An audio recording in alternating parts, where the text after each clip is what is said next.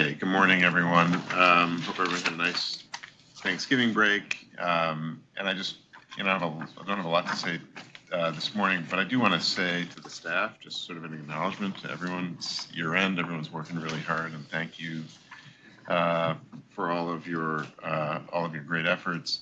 And also, I guess Andy Sanfilippo made it into the Buffalo office, which is terrific, through the snow. And also thank you to the IT staff who got them all connected.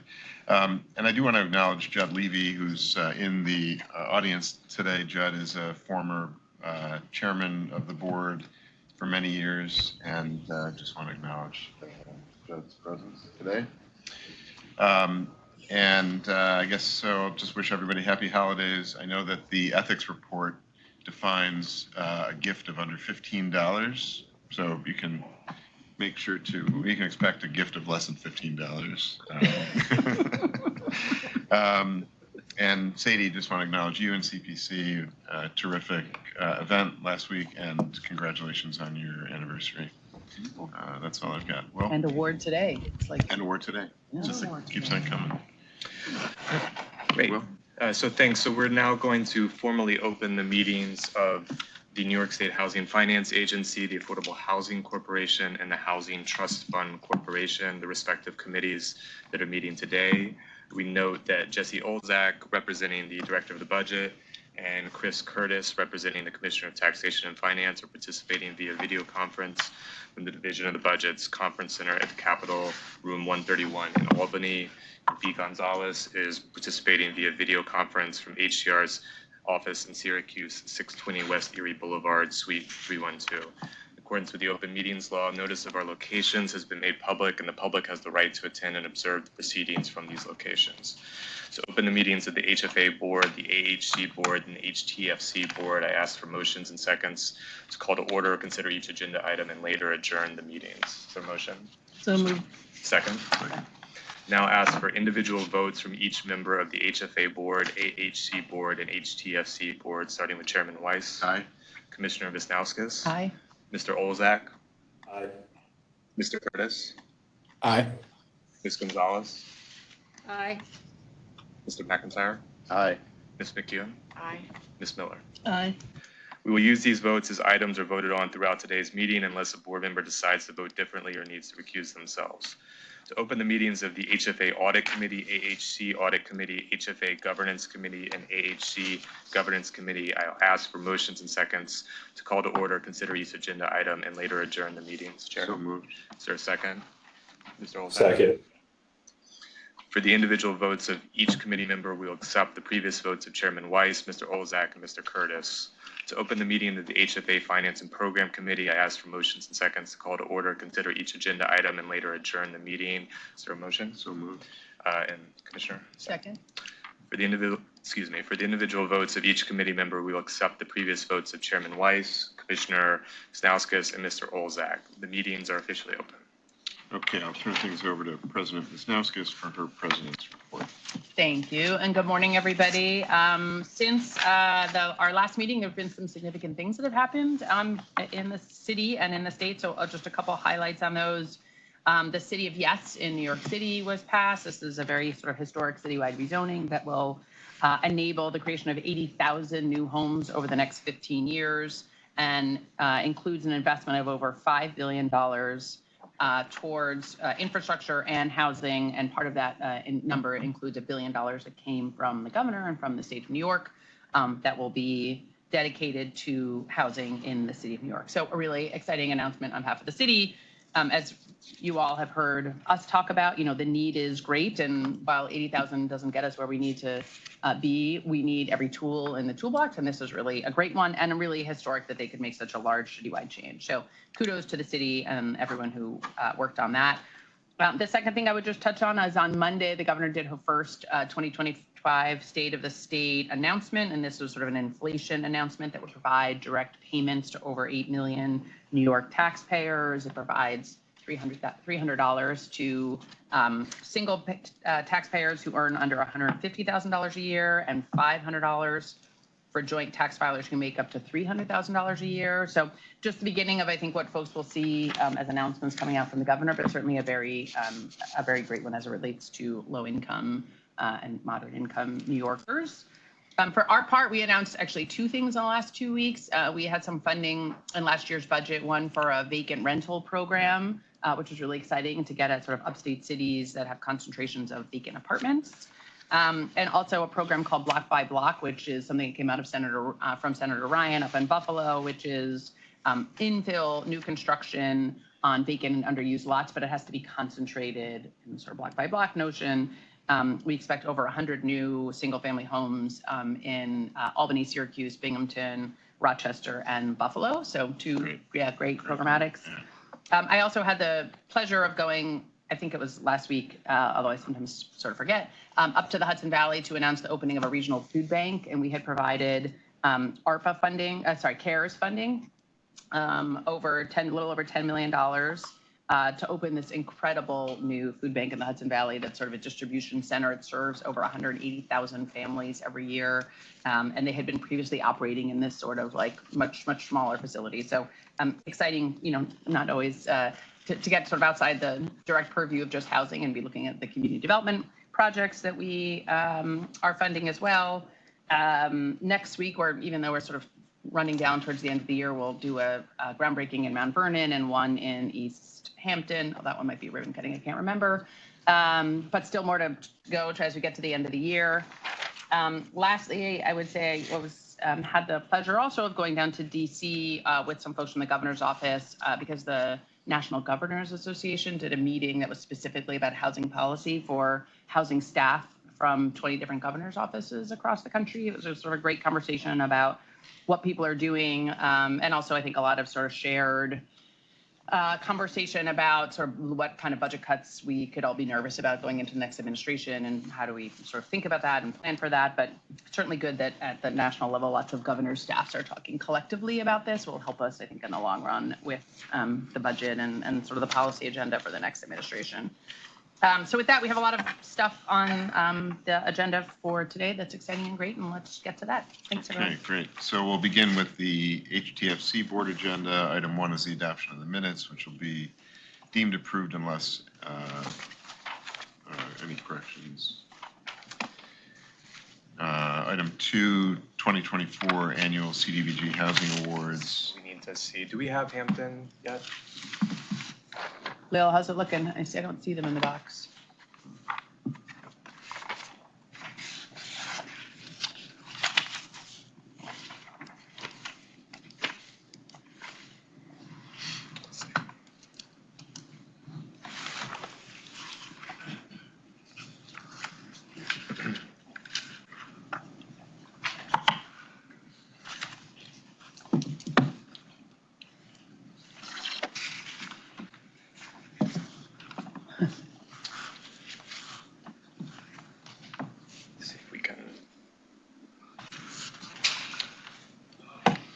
If we don't have them in another minute, do you want to jump to HFA? We can skip to. Yeah, it's, I was gonna see if we could arrange for like a dial-in, but we can also, we need Russell for HFA. So let's see. Do you want someone to help out asking about a dial-in? Do you want to see? Oh, I don't know who else. Is Heather Spitzberg here? We can skip to item 8. She is Albany based, but I thought we could skip all the way maybe to item 1 on HFA. Yeah. And then we'll just come back and do all the. We need Russell. Oh, sorry, I forgot he did say that. I feel like I could present Concourse Village. I'm so deep in the details.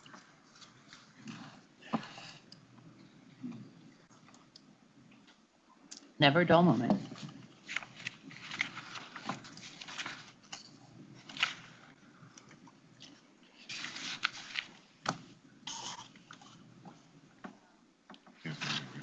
He's staying here in the holidays. We are going to Rhode Island. I don't know if that counts as coming in. not New York City, but I'm here to do it with my sisters. Yeah. Are you gonna have, what are you guys doing?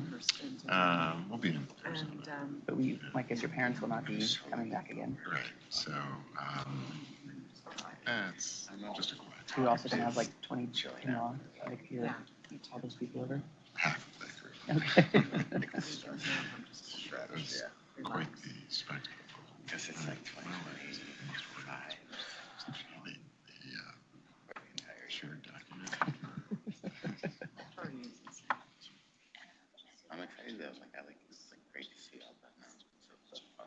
Oh, great. Okay. Yeah. Sure. They were gonna try to dial into the meeting, so we were trying to organize that. Okay.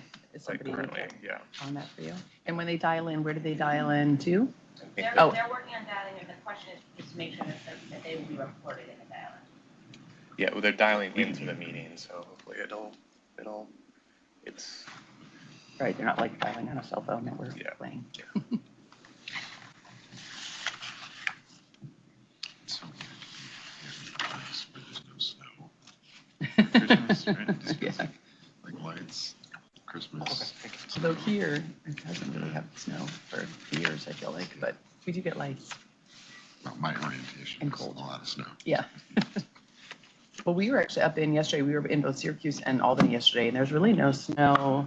Most of it has like melted away. I thought we'd see some. I think there's like these little drifty pumpkins of people that have a ton of snow still. But you forget when you forget when it's lake effect, how there are defined lines of where snow goes and doesn't Yeah. go. Right. Right. Like. Hi, is that Hampton Plaza? Buffalo is on audio. I'm Okay, sorry. great. Hampton is on audio. Thanks, Will. Okay, Great. great. So picking up where we left off, item 2, 2024 annual CDBG Housing Awards.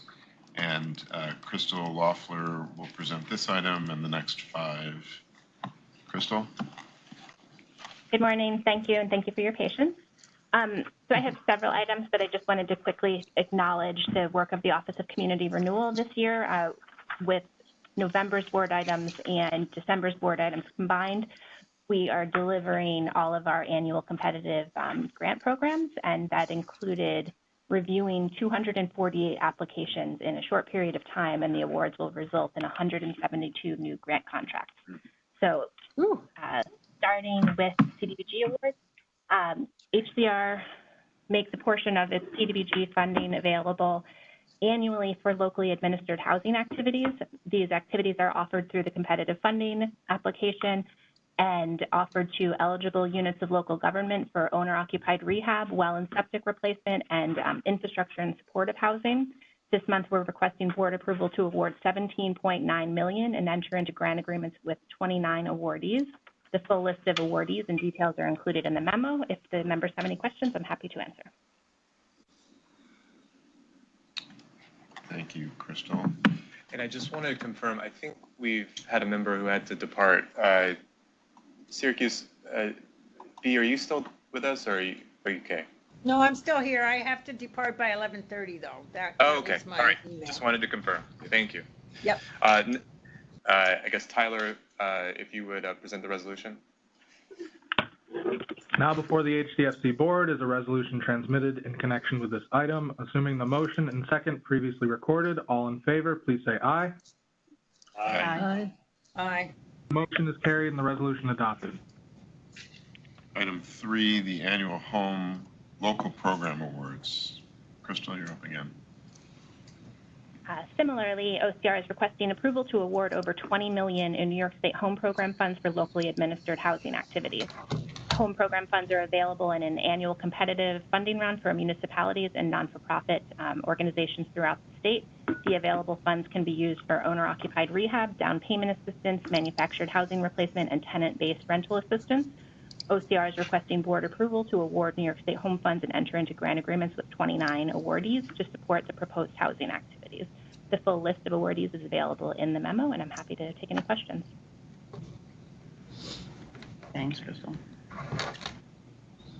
Now before the HTFC board is a resolution transmitted in connection with this item. Assuming the motion and second previously recorded, all in favor, please say aye. Aye. The motion is carried and the resolution adopted. Item 4, New York State Home Buyer Development Open Round Awards. Crystal? Thank you. OCR launched a request for applications earlier this year to offer up to $10 million to support a new homebuyer development program using New York State Home Program funds.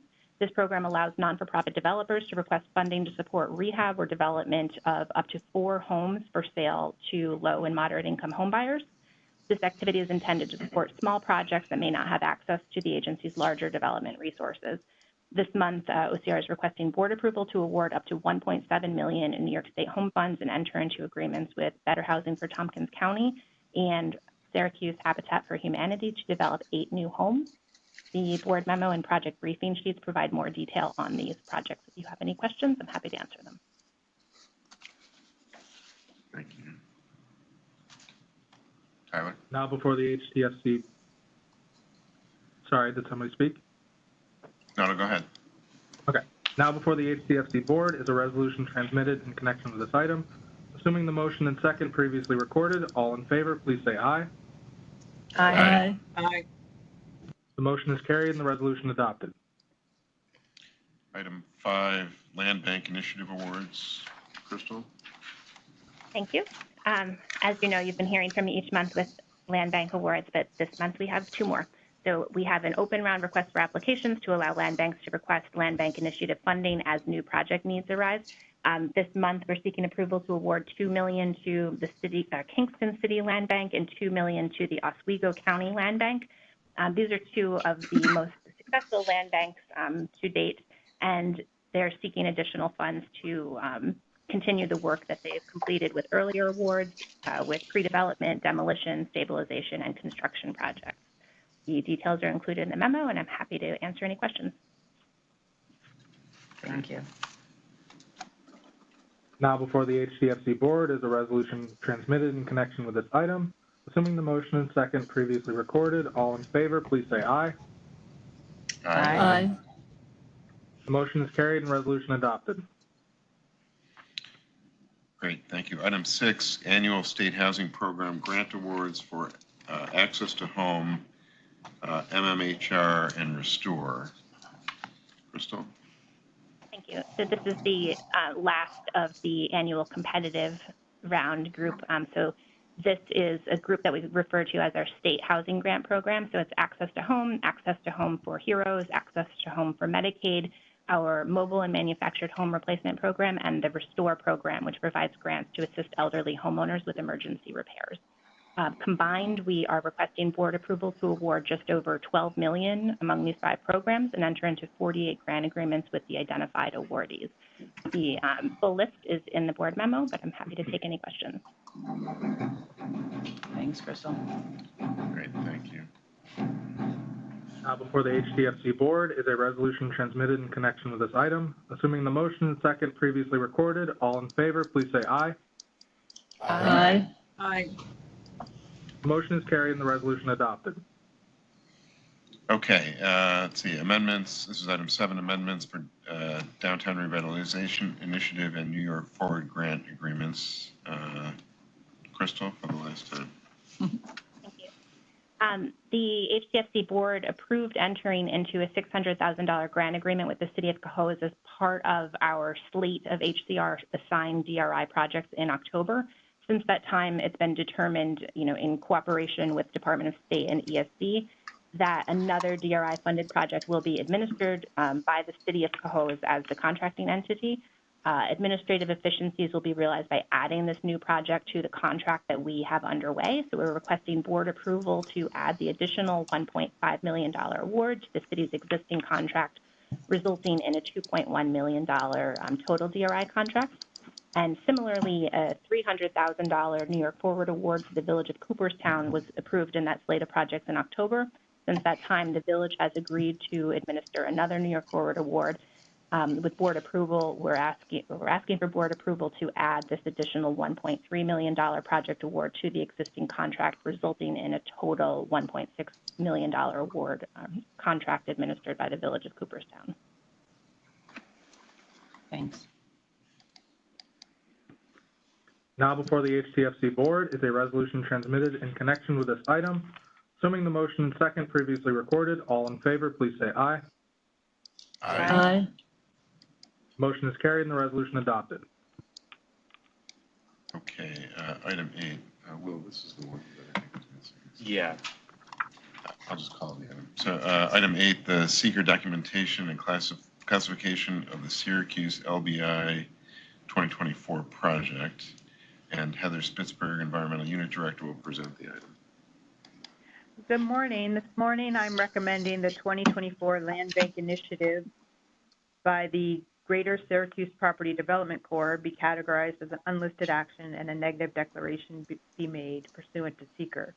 The action is for stabilization or demolition of approximately 40 structures at scattered sites in the city of Syracuse.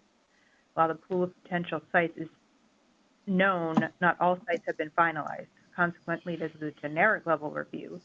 Each site as it is chosen will be reviewed to ensure it complies with the standards established by this generic review. Unless there are any questions at this time, it is my recommendation that a generic level categorization of unlisted action with negative declaration pursuant to seeker be made. Thank you.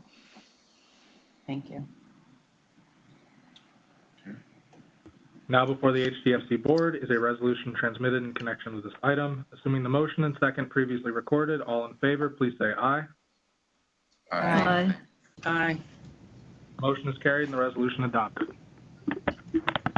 Okay, thank you. Item 9, actuarial services contract with Athena Actuarial Consulting LLC. And Stacy Mickle, Director of Financial Administration, will present the item. Good morning, everyone. Today I'm seeking approval from the board to enter into a 5-year agreement with Athena Actuarial or Athena Consulting LLC to perform our actuarial services, which are required on an annual basis for them to be able to provide to us our OPEB liability calculation, which is the other than pension post-employment benefits that we have to reserve funding for. So as people retire, we can cover those costs. We solicited quotes from a variety of MWBE providers and received a quote from Athena Actuarial for a total of $46,200 for a 5-year period with a renewable, I believe, 1 year beyond that. So at this time, I am seeking approval from the board to enter into an agreement with Athena Consulting to conduct our actuarial analysis for the next 5 years. I'm happy to answer any questions. Thanks, Stacey. Now before the HTFC board is a resolution transmitted in connection with this item. Assuming the motion and second previously recorded, all in favor, please say aye. Aye. The motion is carried and the resolution adopted. Item 10, amendment of the Elation Systems, Inc. contract related to Davis-Bacon Labor Standards Reporting System. And Kathleen McCadden-Benjamin, Chief of Staff, will present the item. Sorry. This is the Elation contract, the Davis-Bacon contract? Okay. Oh. Maybe you just say a few words. Say, do you know these software companies? These Davis-Bacon software companies? Yeah. Yeah, okay.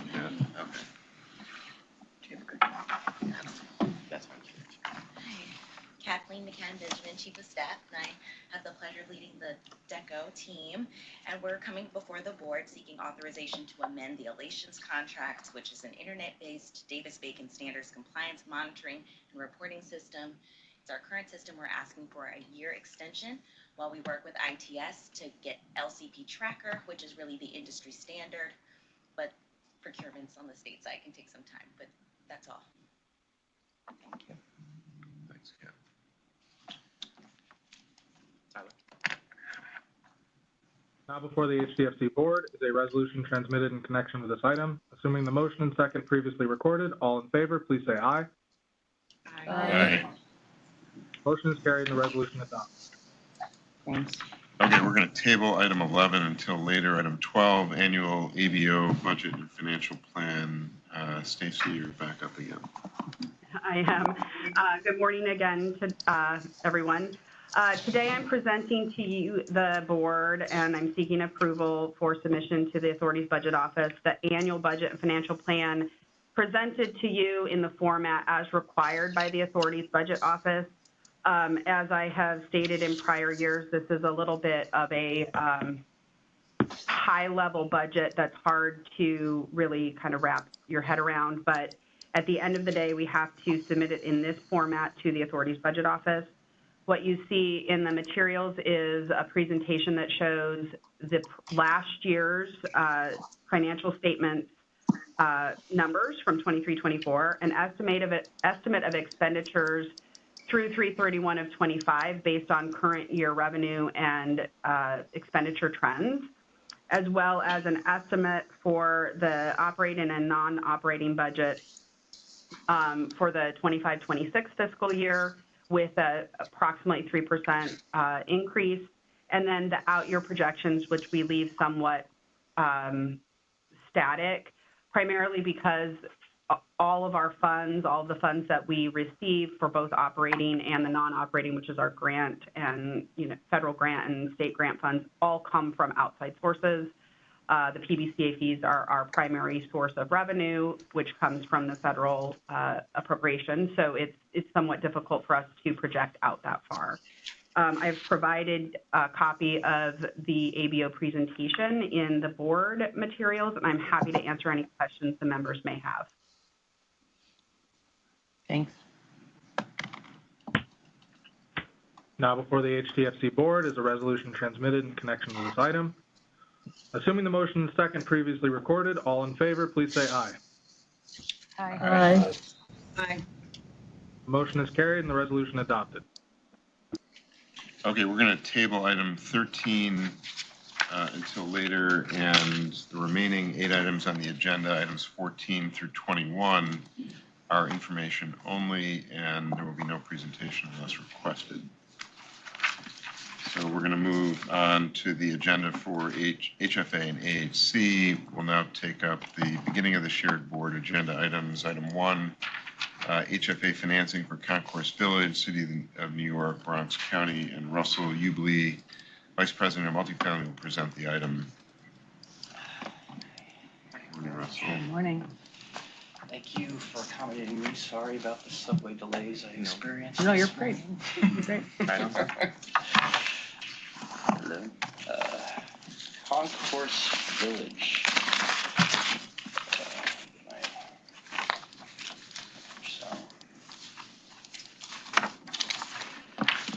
Big one. Concourse Village is a state-supervised Mitchell-Lama co-op, originally organized in 1960. It's a massive housing development, 1,874 units residential, plus a couple of supers units, located in the Melrose section of the Bronx. This financing request has mainly to do with pre-development needs, which mainly has to do with the podium structure, which is an exterior structure that sits beneath and between these residential co-op towers. If you imagine, there's like 24-story buildings, there's 6 of them, and they sort of surround this podium that they sit upon top of. The podium itself is huge. It's about 422,000 square feet. That's about 10 acres, nearly 10 acres. It's designed to sit over a site that was previously a rail yard that's no longer in use, and an old maintenance building from 1931. So they built this podium structure over the existing site and then built the residential towers around it. Part of the podium has been used for residential parking, though currently due to ongoing construction and structural issues, the podium has been deemed unusable by the Department of Buildings since June of 2022. To make things even a little more complicated, the land beneath the podium is actually on 2 separate parcels, what we call the east side podium and the west side podium. The east podium is owned by the Concourse Village Housing Company, Concourse Village Inc., or CVI. The west podium is owned by an unrelated party, 770 Concourse Village West LLC, or what is known as the Lot 80 owner, referring to the parcel number. The podium, below the podium on the east side, is a ground level parking lot that's accessible by a ramp from Melrose Avenue, but it requires egress to the Lot 80 side. And then the western part of the podium is owned by the Lot 80 owner, so it's sort of a tricky situation here. In 2014, a little background, CBI took out a large loan from Freddie Mac to refinance existing mortgages and some capital improvements directed to the residential towers. But they found out about 4 years into this work in 2018, upon inspections of the podium, it was discovered that the podium was in need of emergency repair and reinforcement. This wasn't part of the original scope intended with the Freddie loan, but so because it was a priority, they had to reallocate these loan funds to address this emergency repair. Thankfully, the emergency reinforcement was concluded in 2023. This was achieved through a contract between CBI and Infrastructure Repair Services, or the general contractor. That was entered into in 2021, and the contractor was selected through a bidding process that was approved by DHCR. Though the emergency work was completed, there was and still is significant work to be done fully to repair the podium to a usable state again. A further previously unforeseen development was the discovery that the pile caps underneath the podium were in various states of deterioration, and they don't really know this until they go down there and dig. So there's been an estimate on what the work would be to be done to repair these pile caps. Again, it's not an emergency situation, but they are in various states of deterioration, so they need to be repaired. Work on these repairs and the scale of this whole thing with the pile caps and the podium, it's a multi-year process. It's a multi-year scope of work. Since 2019, it's been full of stops and starts. There's been some change orders. The pile cap investigations have increased some of the costs. There was COVID in 2020, and then also the expiration of access agreement between the two landowners underneath the podium has been leading to some further negotiations and some delays in the construction. So this, of course, has had a negative impact overall on the residents of the buildings who have to kind of live through this situation for many years now. They've been unable to use the parking lot, and they've had to live above what has been a long-term, ongoing construction project. So the agency here is looking into further financing options to address these capital needs as the Freddie loan is nearly expended. But in the meantime, as work is currently on pause as the negotiations for this access agreement continue, we feel that it's appropriate to position this project in a state of preparation once we can recommence with the work. And so we are recommending a pre-development loan here to cover the housing company's already incurred costs and fees. These are estimated at about $6.2 million. Though the request here is with a bit of cushion as some of the costs are still being reconciled and to cover some contingencies until such time that we can close on the loan. These costs are about $228,000 for project needs assessments and pile cap investigations already incurred, about $100,000 for environmental, and then there's fees and legal costs, $1.14 million, related soft costs and insurance, another $1.9 million and $875,000 respectively. And then we were proposing to replenish the project's replacement reserves, which are $1,000 per unit per our requirements. So that would be $1.874 million. So overall, we're looking at a request of about $7.1 million here to at least put this project in a position so when work can proceed again, they'll be in a position to proceed without delay. So Russell, this, I guess, so the $7.1 million pre-development loan, none of that's going to be used for the actual construction of it. Correct. Correct. And you said that there was the Freddie loan that was redeployed to do some of the emergency work. Do we know how much more of that work is left to be done? There's a good chunk of it that's left to be done, and that would have to be considered as a future phase to readdress after the podium work is done, or maybe in conjunction with the podium work. Yeah, the Freddie loan was originally about $70 million. They were about 4 years into the work before they had to reallocate funds. From what I understand, there's about $5 million left in that loan. Right, so we reallocated funds away from the towers. Right. And there's still podium work left to be done. Correct. Yeah. So it'd be helpful to know how much we're talking about. I'm assuming they're going to come back at some point for more. Yeah, there's the podium work itself is about $26 million remaining, and the pile cap investigations are probably another 20 to 25 million.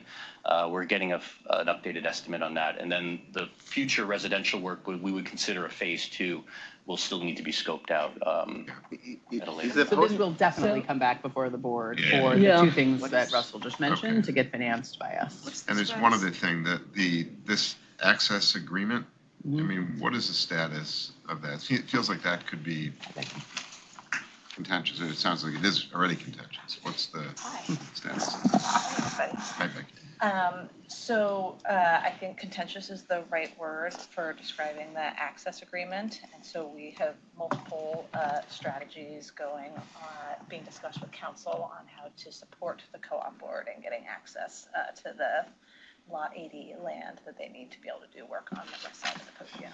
Yeah. But what exactly is, I'm not clear what the problem is, if you could just explain it a little bit better.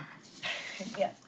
So as Russell described, there's two lots. There's two lots. With one platform. Yeah, with one platform. And then 6 buildings. And 6 buildings on top. To get access to repair the podium and the pile caps, they need to enter through what is known as Lot 80, which is not owned by the housing company. And the owner of that land has been requesting sums of money for them to just access the land. We don't have an access agreement that runs together with these. Maybe we'll honor you as counsel. So we. Sorry, I worked in housing for a while. No, you just got right to the heart of the matter. I think the housing company and at HCR have sort of one perspective on what access rights the housing company has, and obviously the owner of the land has a different perspective, which is why we have come to this impasse. So the question is the definition of access. Or The question. The purpose of access. Yeah, I think the question is sort of what existing documents exist that demonstrate that the housing company has access, and we feel they should be interpreted one way, and obviously the owner would prefer to just continue to get paid. But at a minimum, there's a dispute as to whether or not there's access. There's a dispute. Yeah. So I noted there was a statement in the report, in the write-up, it said that all issues of potential concern have been addressed or resolved. It feels like that's not exactly. I think we feel like we have a strong perspective on how this should be resolved. Perhaps is a better way to say it. So we just need to.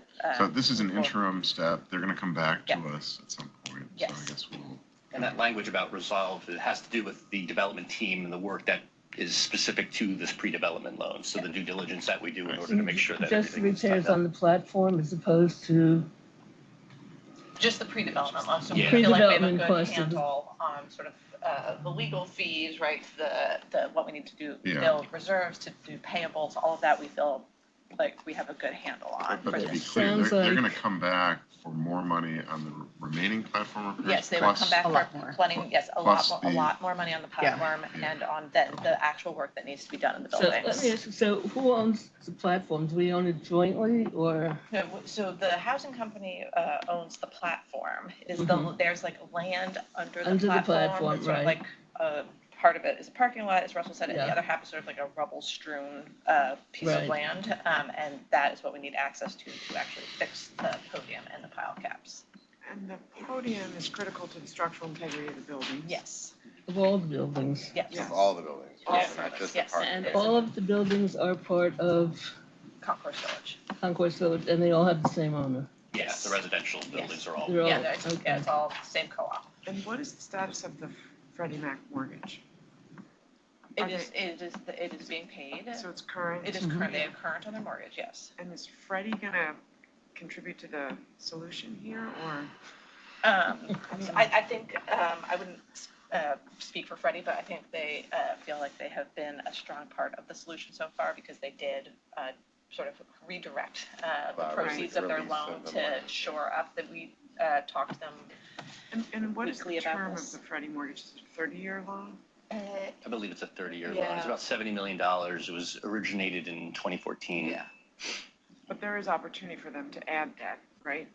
I guess where I'm going is like, I don't want them to just come back with their hand out to us to solve all of their problems. This is also the first mortgage.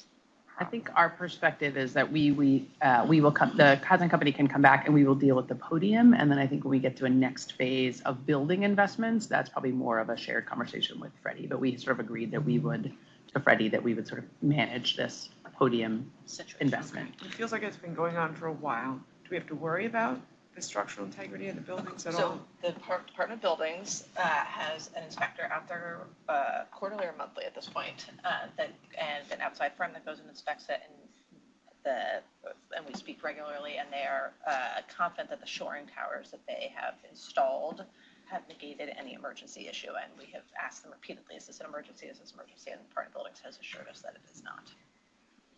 The buildings are fully occupied. The buildings are fully occupied.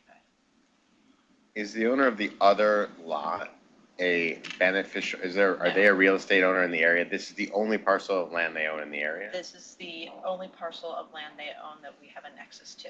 And all they own is the land itself. All they own is the land itself. There's no way to buy them out.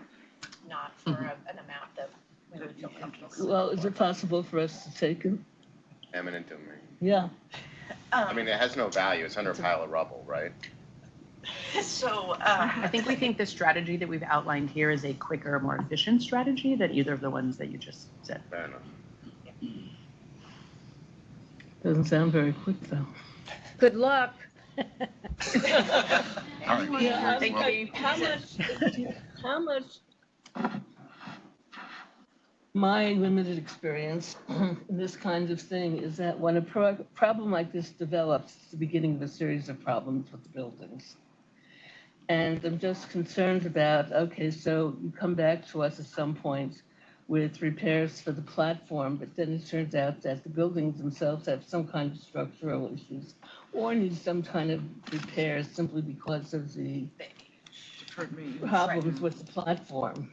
So It's only the beginning of a cascade of problems, basically. the inspections to date have not demonstrated that the buildings have any structural issues, and there are, a lot of inspectors out there on these buildings.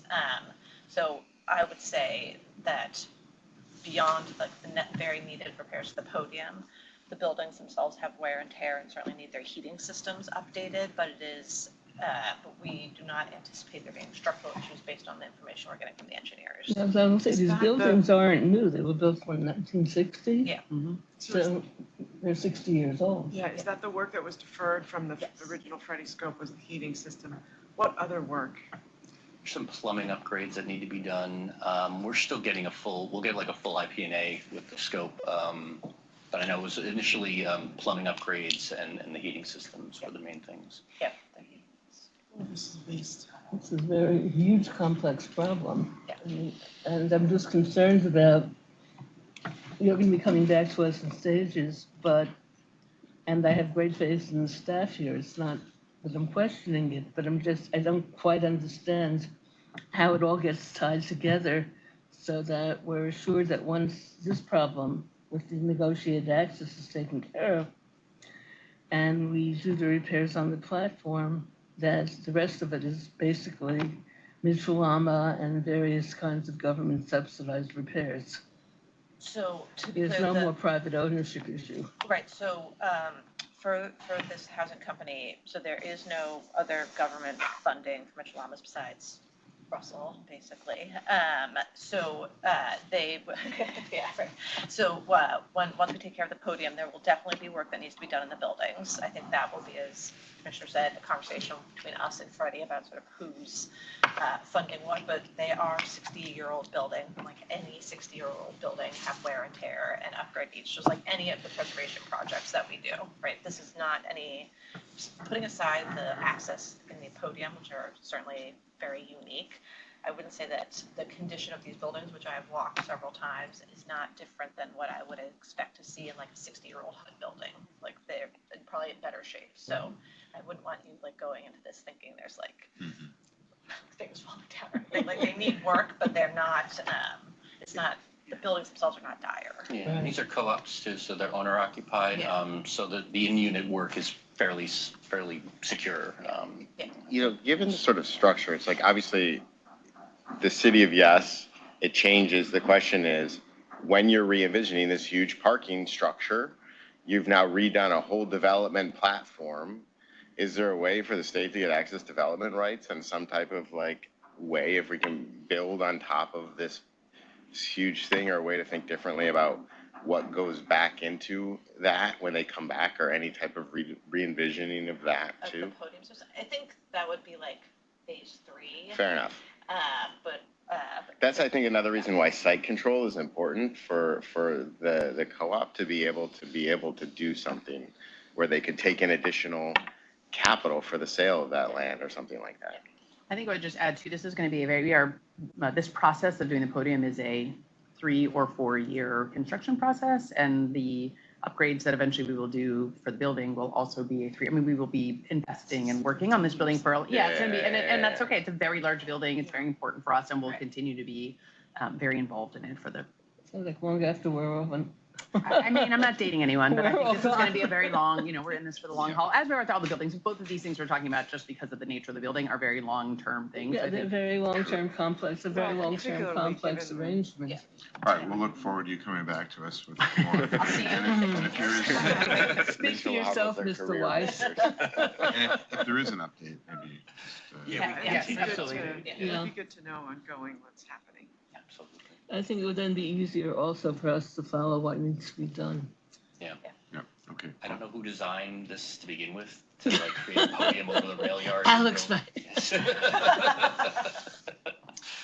But I think that real quick, that one thing that would be interesting though is with the shifting of the proceeds from the original loan to this, were there changes in covenants on the Freddie loan agreement that allow, because it obviously leaves, ultimately if we decide what goes on, if there's a refinancing, was there a change in like who's taking the hit if there's a write down and they did a deal that was structurally like there was a problem? And so I think I'm just curious, like long term, to look at sort of like what that loan, like what was agreed upon when they were allowed to that transfer of funds, because that will shift. They are partially responsible and they should be held accountable. As a first mortgage lender, I say that, right? We don't disagree. We have a good partnership with them here, and we. Understood. And we will go back and make sure when we get to that part of the conversation that we're. That's great. Thanks. Well. Good luck. Thank you. Thank you. Now before the HFA board is a resolution that was transmitted in connection with this item. Assuming the motion and second previously recorded, all in favor, please say aye. Aye. The motion is carried and the resolution adopted. Item 2, DRI financing for Coventry Commons, Village of Newark, Wayne County, and I'll note this is item 11 on the HTFC board agenda. We will consider all resolutions for the project after the presentation, and Russell, you're up again. Thank you. Hopefully this is very, very short, especially compared to Concourse Village. Really just a mechanical request more than anything else. We took this project to the board back in November, and the members authorized financing in our tax-exempt bonds and subsidy for Coventry Commons. We're actually in the process of closing the project today in escrow in order to fund the bonds next week. There was just a little hiccup. The part of one of the awarded sources is Downtown Revitalization Initiative subsidy, which is coming from the Village of Newark through the Department of State. In order to get that money into the project, what typically happens with these types of subsidy awards is they go through HTFC as an allocation, and then that gets transferred over to HFA. It's a mechanical situation. We didn't necessarily explain that properly in the last board memo, where we did list that it was a source coming into the project. But I'm just here today to just kind of, I think it requires authorization in order to have the sub-allocation come to HTFC and then to HFA so the funds can be administered into the project. So simply that's why I'm here. Simply. Great looking building. Yeah. Great. Well. And I note that the chairman has recused himself from voting on this item. Now before the HFA board and the HTFC board are resolutions transmitted in connection with this item. Assuming the motion and second previously recorded, all in favor, please say aye. Aye. Aye. Motion is carried and the resolution is adopted. Great, thank you. Item 3, HFA financing for Westbeth Artist Housing, City of New York, New York County, and Michelle Canizio, Assistant VP, Multifamily Finance, will present the item. Morning. Good morning. The Westbeth Artist Housing Project is a preservation of a landmark building that was originally built in 1926, located in the West Village, consisting of 384 units of affordable housing and 73 commercial spaces for artists. The project was conceived in the 1960s as part of a solution to provide affordable housing to artists and their families. Back in the 1960s, this development was an adaptive reuse of an industrial complex that housed the Bell Laboratories Company headquarters into affordable housing, live-work space for artists, including artist studios, a gallery, a theater, commercial spaces, a large landscape park, and courtyard. Currently, the units are occupied by households at or below 60% AMI.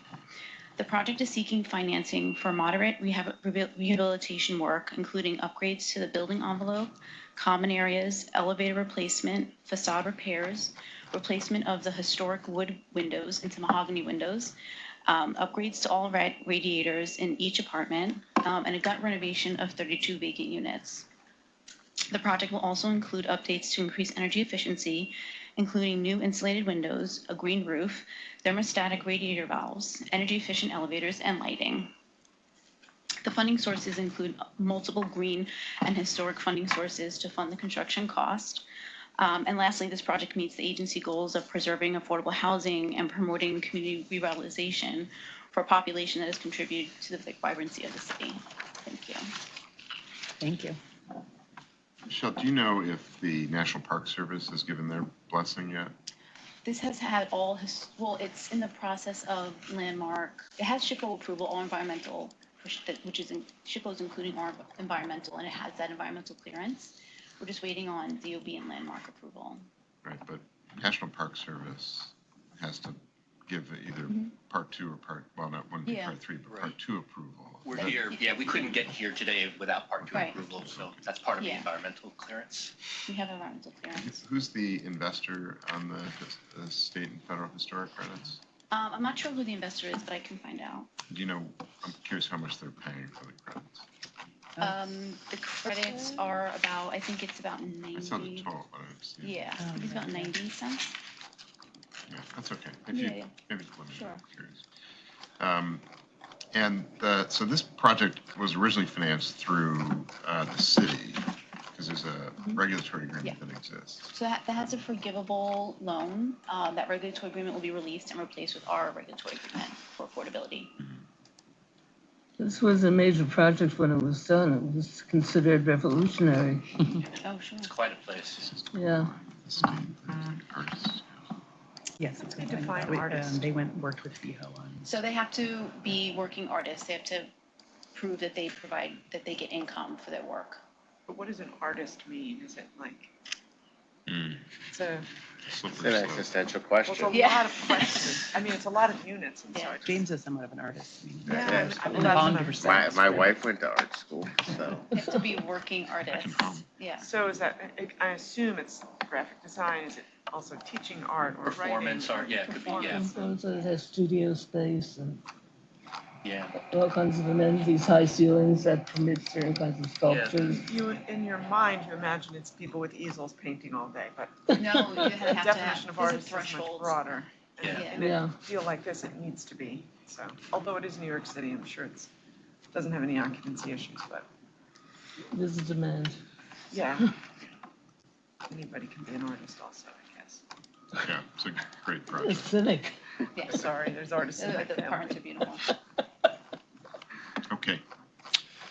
Now before the HFA board is a resolution transmitted in connection with this item. Assuming the motion and second previously recorded, all in favor, please say aye. Aye. Aye. Motion is carried and the resolution adopted. Terrific, thank you. Next item 4, HFA AHAP financing for South Bushwick Neighborhood Homes, City of New York, Kings County, and Thomas Abbott, Director of Home Ownership Development Initiatives, will present this item and the next 2 items. Thank you. Morning, Thomas. Good morning. Hi, everyone. So starting off with South Bushwick Neighborhood Homes, this is a request for $3.25 million in a HOP subsidy to support the construction of 19 affordable homeownership units. We're lending here alongside CPC as our participating lender, and also HPD's Open Door program, their sort of AHOP analog in the city.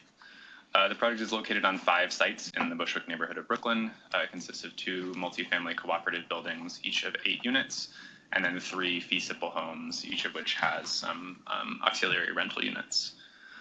In total, the homeownership units will consist of 4 one-bedrooms, 3 two-bedrooms, and 12 three-bedrooms. And the rental units, which will not be subsidized by AHOP, it's one bedroom and 3 2-bedrooms. Unlike most of the projects through AHOP, there's sort of a mix of affordability tiers here. So 8 of the homes affordable at 80% of AMI, and the remaining 11 affordable at 100% of AMI. Developer here is a partnership between Riseboro Community Partnership, which is a CDC based in the neighborhood, and EMI HTFC, which has a long history of affordable homeownership work in Brooklyn. And to sort of add to the puzzle, the owner of the land after permanent conversion will be Interborough Community Land Trust. Sort of a complex acquisition story. Riseboro has basically been cobbling these sites together over the course of the last decade, some from third-party transfer rounds, some dispositions from the city, and a private purchase. The project is very expensive on a per unit and per square foot basis. This is sort of a theme across these infill open door projects in the city. We sort of see the ones that need the gap financing from the state, so it's the most expensive portion of these, but even amongst those, I would say it stands out. There's some discussion in the memo of the cost drivers. I think, in short, it's small, scattered sites, a lot of fixed costs that you have to repeat. High facade to square footage ratios, so a lot of walls in these buildings, larger unit sizes, and just a small project overall. There's not a lot of opportunities to achieve economies of scale. So we think this is a good opportunity to lock in some affordability in this neighborhood. It has a lot of local support, so there's a decent amount of Reso A funding in this. And yeah, we're excited about it. So Thomas, I'm just curious, in the presentation there was a distinction made between per unit cost and per home cost. Well, what is that?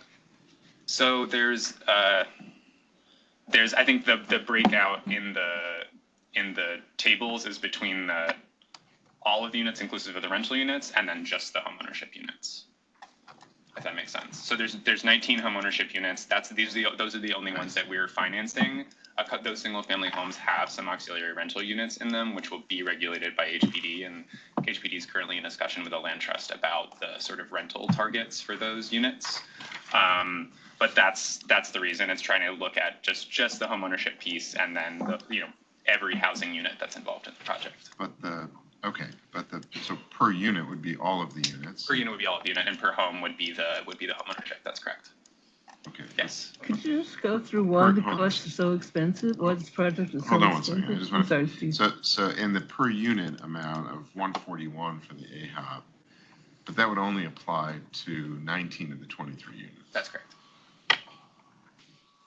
So that's not, the costs are not being allocated directly per home, and that's just an average across the total, right? It's just the total AHOP divided by the number of units. Yeah. I got you. Okay. Sorry, Joyce. No, I was wondering if because they told me I was here at 8:30, but they told me here's all your piles. Oh, and here's a pad and pen. Buffalo, if y'all would mute just 1 second. Hi, good morning. Hi, Andy. Good morning. Hi, everybody. Mute the line, please. Can you hear Andy? Very well. Yeah, if you would just mute 1 second. Mute the line. Thank you.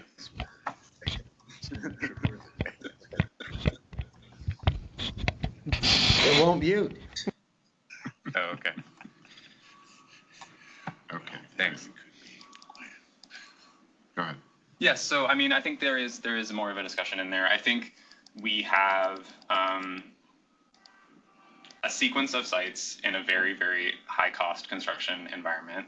They're small and very tight, right? So in almost every case, there's like a wall on either side of them. So they're building into a very constrained situation.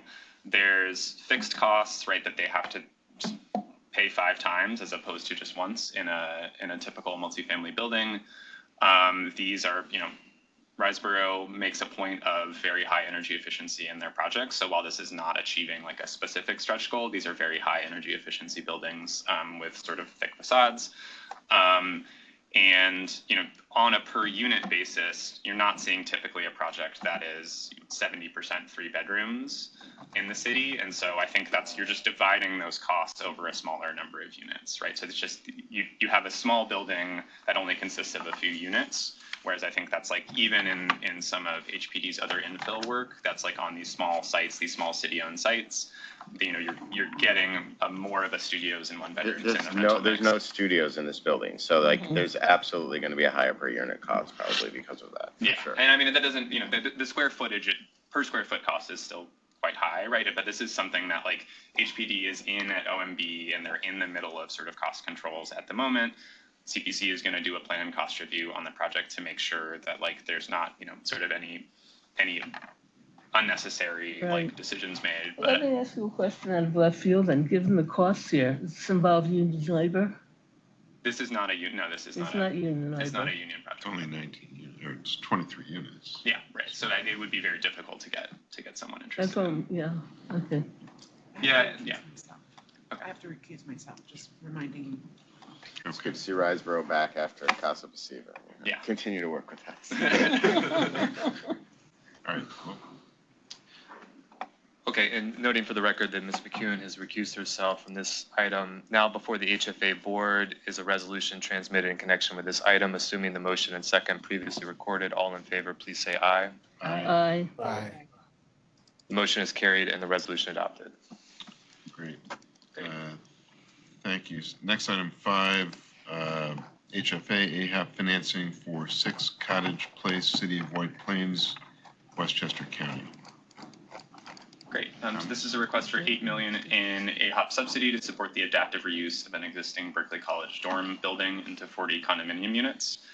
This is essentially the second phase of the 99 Church project, which is immediately next door, with the same developer. It was originally envisioned as a 9% rental project. They were going to do sort of homeownership on the one site and rental on the other, but they've sort of re-envisioned it and reconceptualized it through this program. All of the units will be affordable at or below 80% of AMI, with an average sales price AMI of 76%. Developer here is Walter Partners, and unlike the 99 Church phase, our participating lender here will be M&T Bank.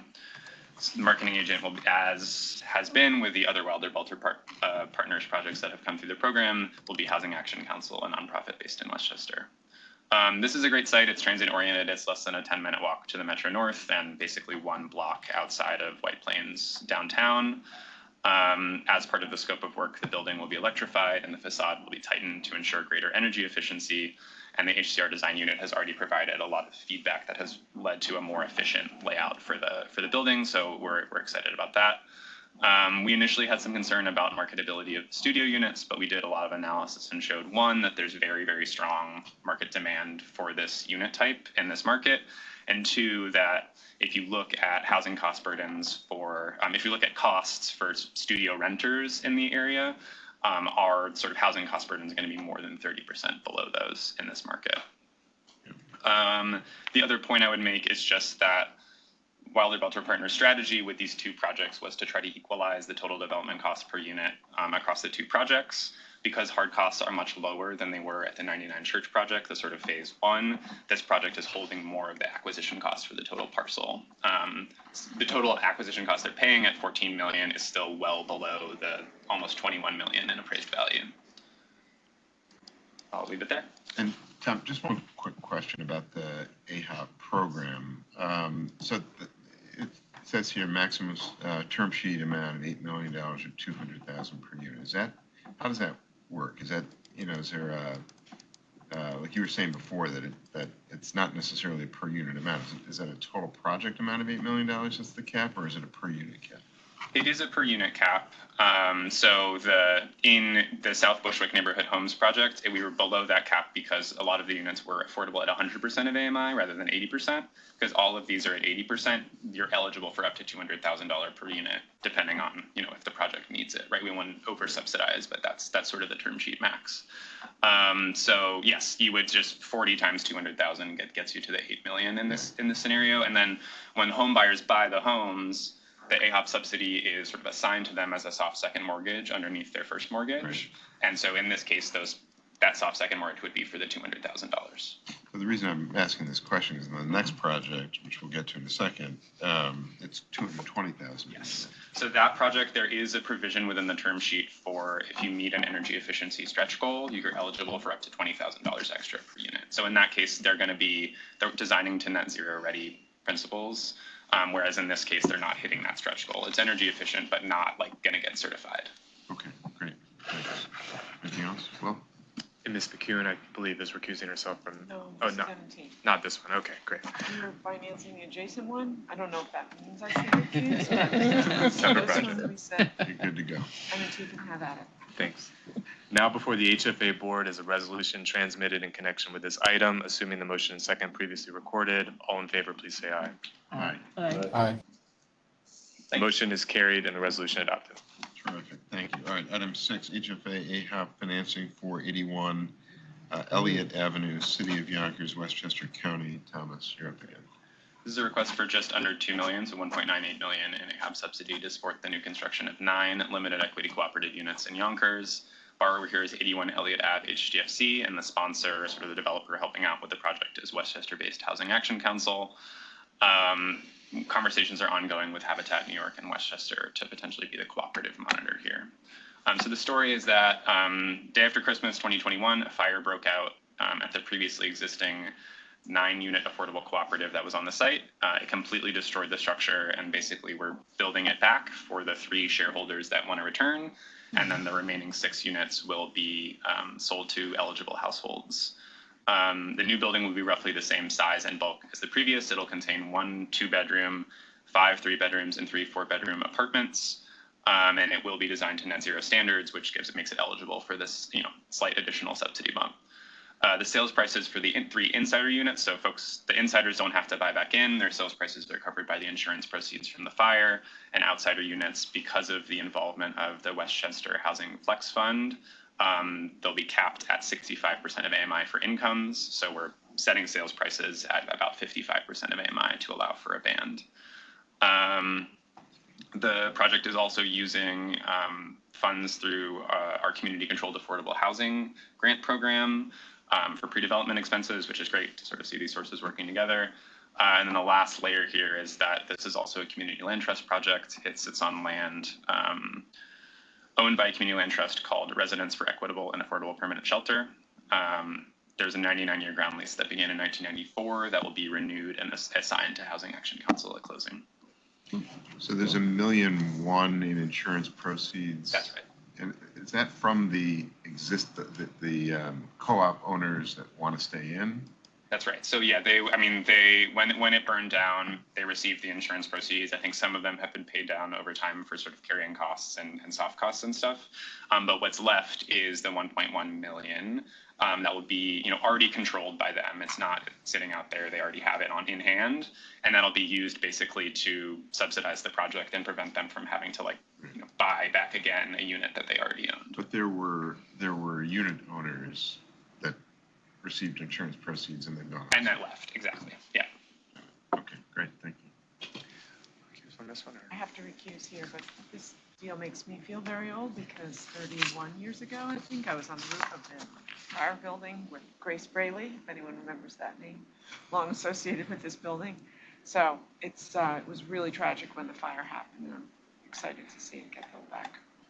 After 30 years.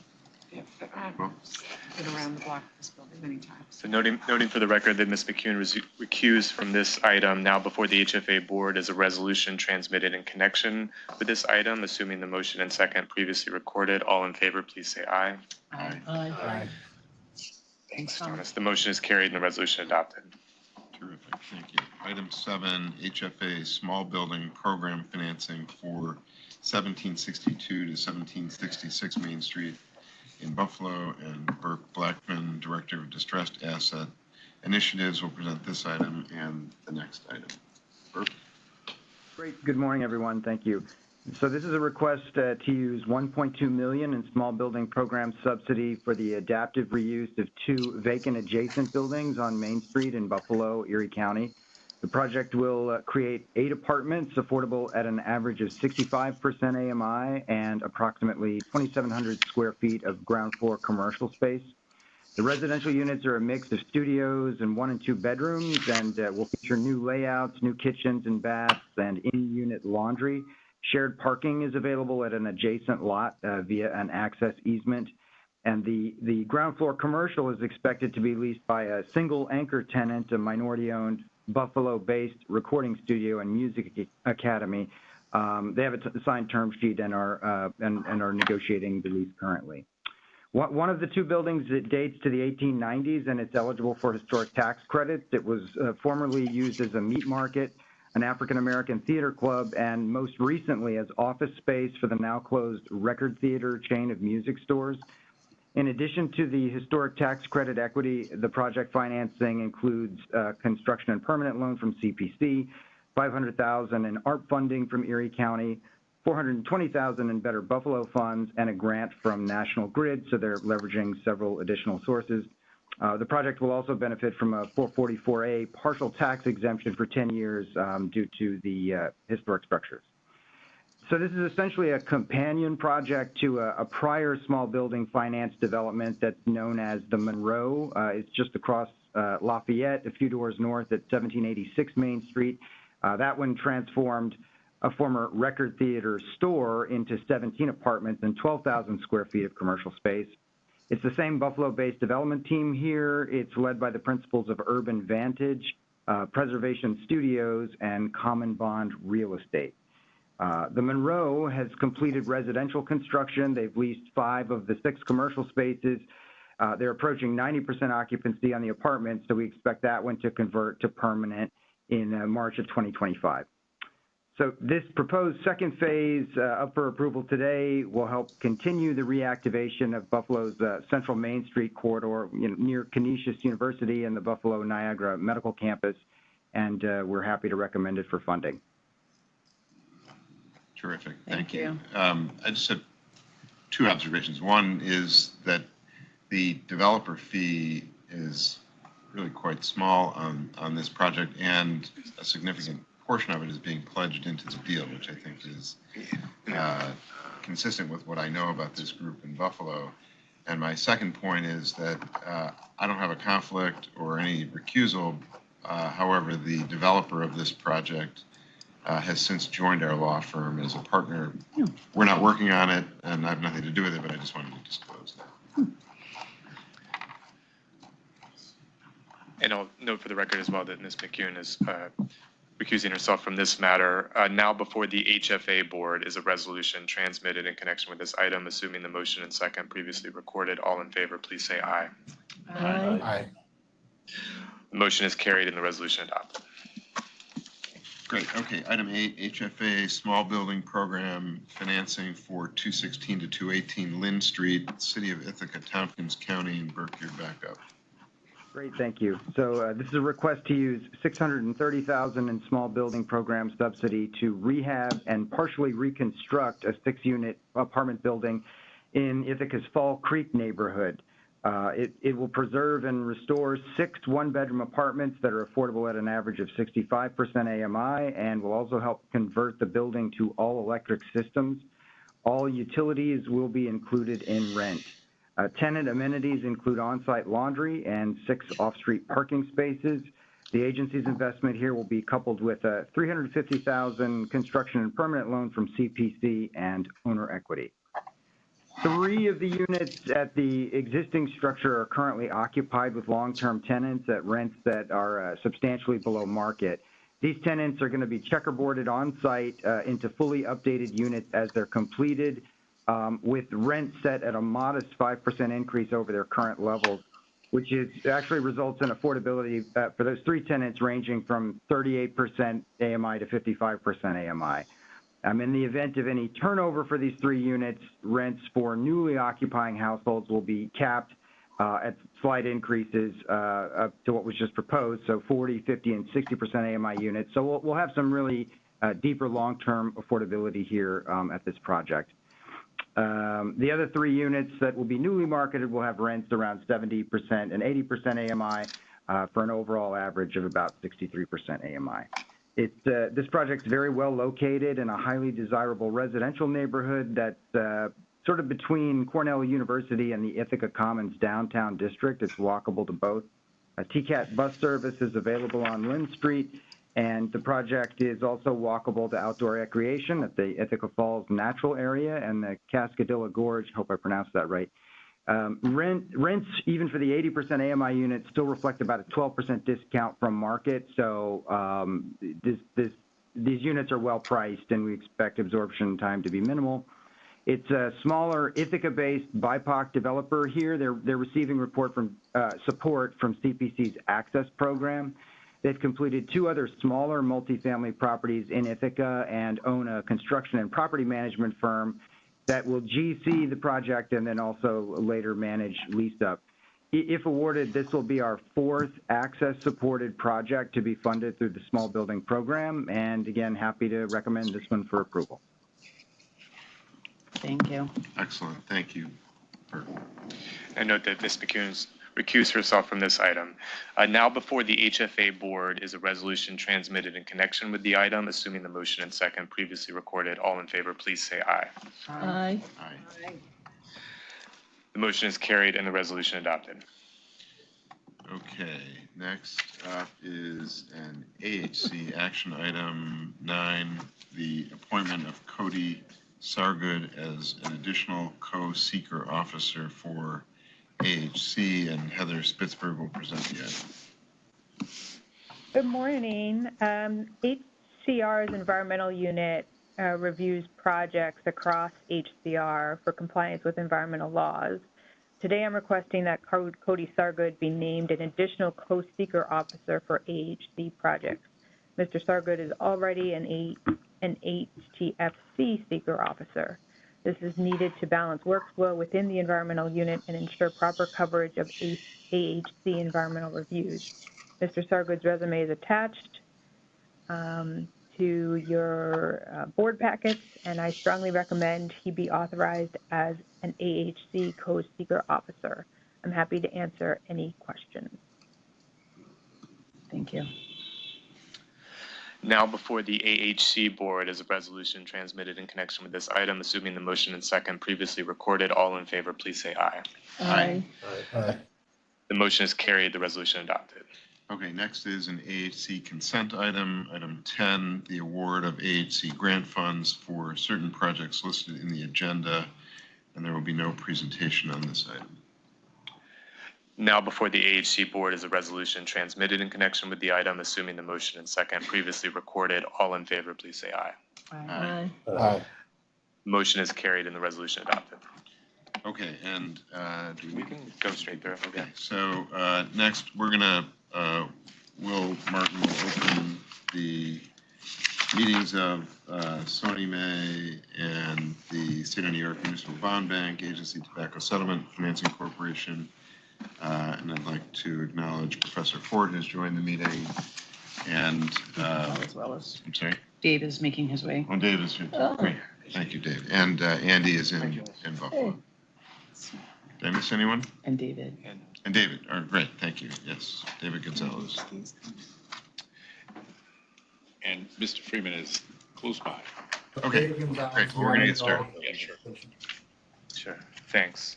Go ahead, Will. So let me begin by noting the following: Jesse Olzak, representing the Director of the Budget, and David Gonzalez, representing the Secretary of State, are participating via video conference from the Division of the Budget Conference Center in the Capitol, room 131 in Albany. B. Gonzalez is participating via video conference from Syracuse office, 620 West Erie Boulevard, Suite 312. And Andrew Sanfilippo is participating via video conference from HCR's Buffalo office at Electric Tower, 535 Washington Street, Suite 105. According to the Open Meetings Law, notice of our locations has been made public. The public has the right to attend and observe the proceedings from these locations. To open the meeting of the SONYMA board, I ask for motions and seconds to call to order, consider each agenda item, and later adjourn the meeting. Vice Chair, motion? Motion, yeah. Is there a second? Second, Professor. I'll now ask for individual votes from each member of the SONYMA board, beginning with Vice Chair Wisnauskas. Motion. Aye. Mr. Olzak. Aye. And we don't have Mr. Freeman just yet. We'll note when he comes. Professor Ford. Ms. Gonzalez, Aye. Mr. Capel, Aye. and Ms. Miller. Aye.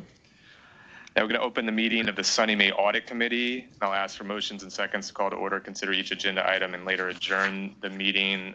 Motion from Vice Chair. Motion. In a second. Second. For the individual votes of each committee member, we will accept the previous votes of the Vice Chair, Mr. Olzak, and Ms. Miller. Now open the meetings of the SONYMA Governance Committee and the SONYMA Mortgage Insurance Committee. I'll ask for motions and seconds to call to order, consider each agenda item, and later adjourn the meeting. Motion. Vice Chair. And a second, Mr. Capel. Second. Thank you. For the individual votes of each committee member, we accept the previous votes of the Vice Chair, Mr. Olzak, and Mr. Capel. Now we're going to open the meetings of the State of New York Municipal Bond Bank Agency. Well, actually, before I leave, Mr. Freeman, can I get your vote for the SONYMA board? Aye. Thank you. To open the meetings of the State of New York Municipal Bond Bank Agency and the Tobacco Settlement Financing Corporation, I'll ask for motions and seconds to call to order these meetings, consider each agenda item, and later adjourn the meetings. Chair, motion. So moved. And a second. Second. Second. Thank you. I'll now ask for individual votes from each member of the MBBA board and the TSFC board, starting with Chairman. Aye. Chairman Weiss. Mr. Olzak? Aye. Mr. Gonzalez? Aye. Ms. Miller? Aye. Mr. Sanfilippo? Aye. Thank you. We'll use these votes as items are voted on throughout today's meeting unless a board member decides to vote differently or needs to recuse themselves. Now we're going to open the meetings of the MBBA Audit Committee and the TSFC Audit Committee, and I'll ask for motions and seconds to call to order, consider each agenda item, and later adjourn these meetings. A motion from the Chairman? So moved. A second? Second. For the individual votes of each committee member, will accept the previous votes of the Chairman, Mr. Olzak, Ms. Miller, and Mr. Sanfilippo. And finally, we're going to open the meetings of the MBBA Governance Committee and the TSFC Governance Committee. I'll ask for motions and seconds to call to order, consider each agenda item, and later adjourn these meetings. The Chairman, second, Mr. Olzak or Mr. Gonzalez? Second. Thank you. For the individual votes of each committee member, we'll accept the previous votes of the Chairman, Mr. Olzak, and Mr. Gonzalez. Meetings are officially open. And just to note, we continue with the meetings of HFA, AHC, and HTFC. Great. Thank you, Will, for all of that. We'll now take up the agenda for the audit committees. Item 1, adoption of the minutes listed in the agenda, which will be deemed approved absent any corrections. Item 2, updated internal audit plan. Hanim Babayeva, Vice President, Internal Audit, will present the item. Hanim? Welcome. Good morning, everyone. So this is, I'm asking for approval of the already approved internal audit plan for 2024. But as a part of process is that when the plans are updated, we need your approval one more time. So the initial audit plan consists of 8 projects. We still are keeping them to the 8.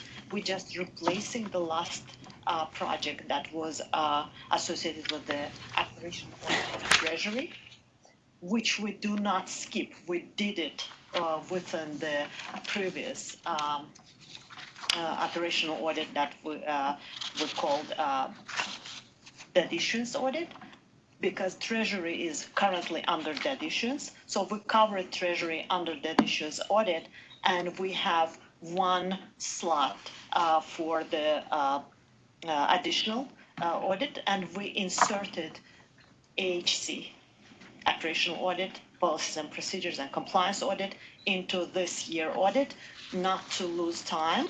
And this is actual change that happened to the 2024 audit plan, which I'm asking for your approval. Now before the HFA, AHC, SONYMA, MBBA, and TSFC audit committees is a resolution transmitted in connection with this item. Assuming the motion is second previously recorded, all in favor, please say aye. Aye. Aye. Aye. Motion is carried and the resolution adopted. Great, thank you. Item 3, the internal audit report, BAM post implementation. Hanim? Yeah, so this was a big project that we implemented during 2024, which we called post-implementation, SAP post-implementation review. As you probably know, post-implementation review is usually considered as a very last stage of project management lifecycle. So when any software is implemented,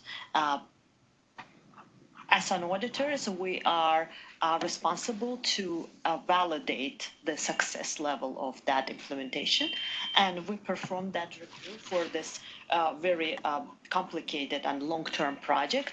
And we came to the conclusion that majority of the goals of this software was achieved. At the same time, we have a very strong suggestion to management about tracking the success rate of the project during the project as well as after. And we did a few recommendations in the areas of quality assessment and user acceptance tests. Another bucket of our suggestions were about lessons learned and best practices. So to make sure that the hiccups that we had during implementation of this project, we are not repeating the same problems during the next projects. And another bucket of our recommendations were about business value realization. So to make sure that the degree of success, that the actual expectations of the projects are actually met, and there is some validation from the user side.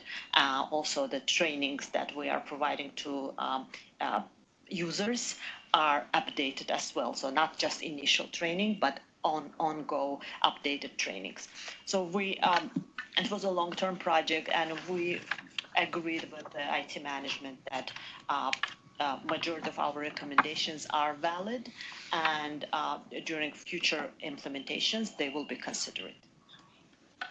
So this is the report that I'm asking for your approval. If you have any questions, I'm ready to address. I don't think, were there specific recommendations that you guys put out there for, I mean, I guess, was it more general to like implementation of large scale IT projects across the agency, or is it specific to the BAM project, specifically the recommendations that you're making? It's both. Okay. It's we address few of the items that can still be improved in a BAM related to BAM projects, and there is a few suggestions that it's a general, like for any software implementation, we are suggesting that. If you allow me, I will read them. Yeah, sure. Sure, go. So out of 6 critical success factors, we identified that 3 were fully achieved and 3 were partially achieved. So first is SAP project implementation team should communicate and connect with users and management to ensure that it has up-to-date assessment of business needs and any persistent functionality challenges before it migrates to 2025 mainstream supported version. SAP issues such as reporting, data mapping, workflow features require refinement. Project team should use internal system statistics in conjunction with user feedback to understand points of friction and minimize the effect of HCR operation. So this was our main recommendation. Okay, that's fine. That's perfect. Yeah, and the rest are more general, which is applicable to any software implementation. Thank you. Is it safe to assume that the comments or recommendations by the post-implementation review will be resolved at a certain timetable or timeline, or some of the outstanding recommendations that you're continuing to work on? Yes. Is there? So we usually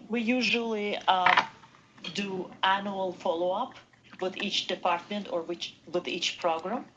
So we expect that when we will return to the unit in a year or less, they will be ready to give us actual updates and improvements on this. Okay, thank you.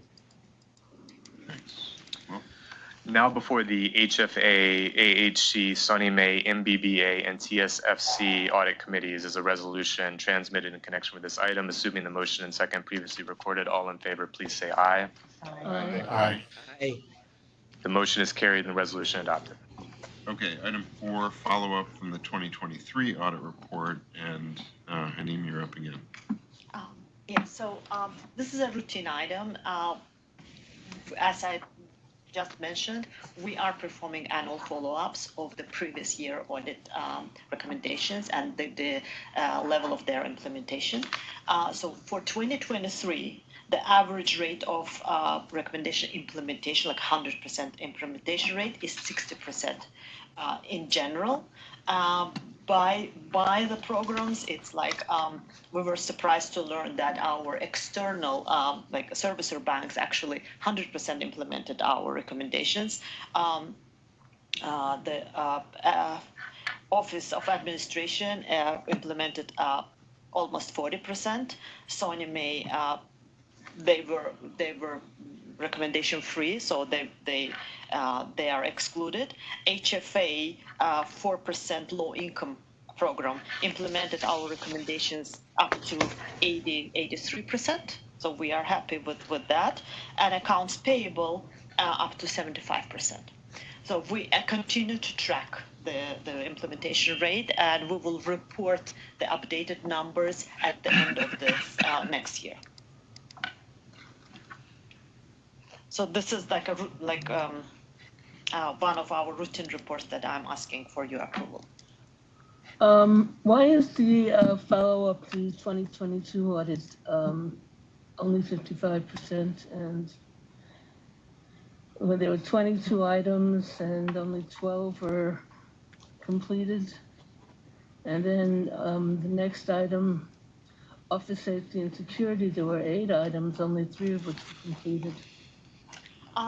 Yeah, so each recommendation that we are making sometimes associated with like budget, extra staff, extra communication with other agencies. For example, IT is very limited in fully reacting to our recommendations, because before promising us anything, they need to agree it with ITS. And this is one of the most complicated element, in addition to budget and staff. So like agreeing with the other related agencies is another complication that delays the implementation. But still, it's like we still hope that they will be implemented, but they will be implemented definitely later than we wanted.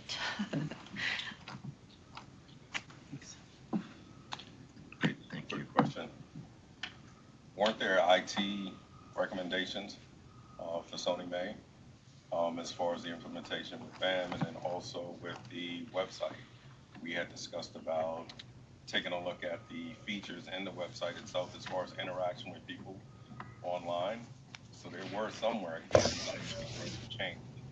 Were any of those put in?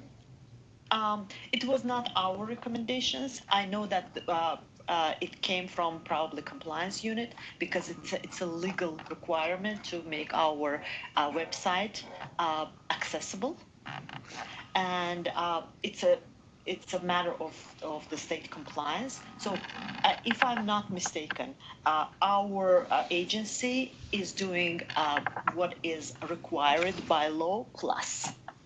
So we have the option to for the accessibilities. We can do more. We always can do more, but it's again will be connected to extra layers of approval that comes from ITS.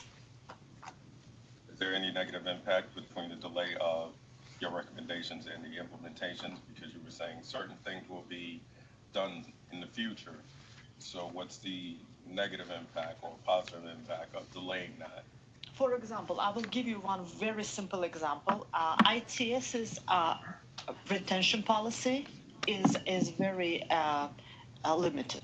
So, for example, they are holding the email box of our employees only for a month. So, if we will not be insisting or having extra communication with them about, please keep this email box because it contains valuable information, they will delete it in a month. So this is a little bit strange for me as an auditor because the state retention policies about both paper and electronic documents require up to several years of retention. Yeah, for the financial organization, it's up to 10 years. So this type of the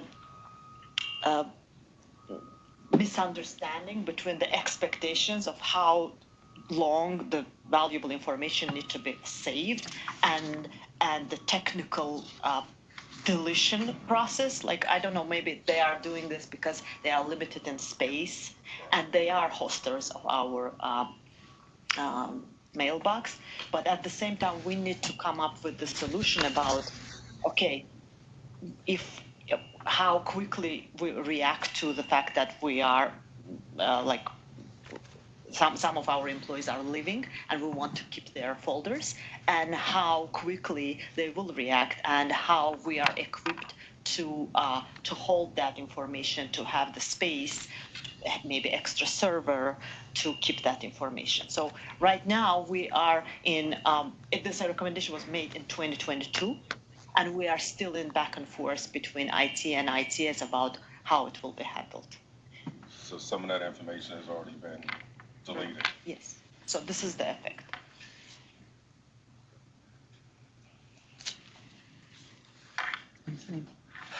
Now, before the HFA, AHC, SONYMA, MBBA, and TSFC audit committees is a resolution that was transmitted in connection with this item. Assuming the motion and second previously recorded, all in favor, please say aye. Aye. Aye. Thanks. The motion is carried and the resolution adopted. Thank you. Okay, thanks, Tony. All right, we'll now take up the agenda for the Governance Committee. Item 1, adoption of the minutes listed on the agenda, which will be deemed approved absent any corrections. Oops. Sorry. And the following items on the agenda are consent items with no presentation unless requested. Item 2, a contract with Digital Assurance Certification DAC for the provision of continuing disclosure services. Well, now before the HFA, SONYMA, MBBA, and TSFC governance committees is a resolution transmitted in connection with this item. Assuming the motion and second previously recorded, all in favor, please say aye. Aye. The motion is carried. The resolution adopted. thank you. Item 3, financial advisory services contracts and swap advisory service contracts.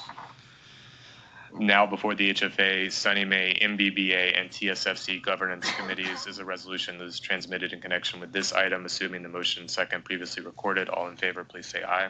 Aye. Aye. Motion is carried. The resolution adopted. Item 4, contracts with Kane Mitter and CFX for computational analytic services.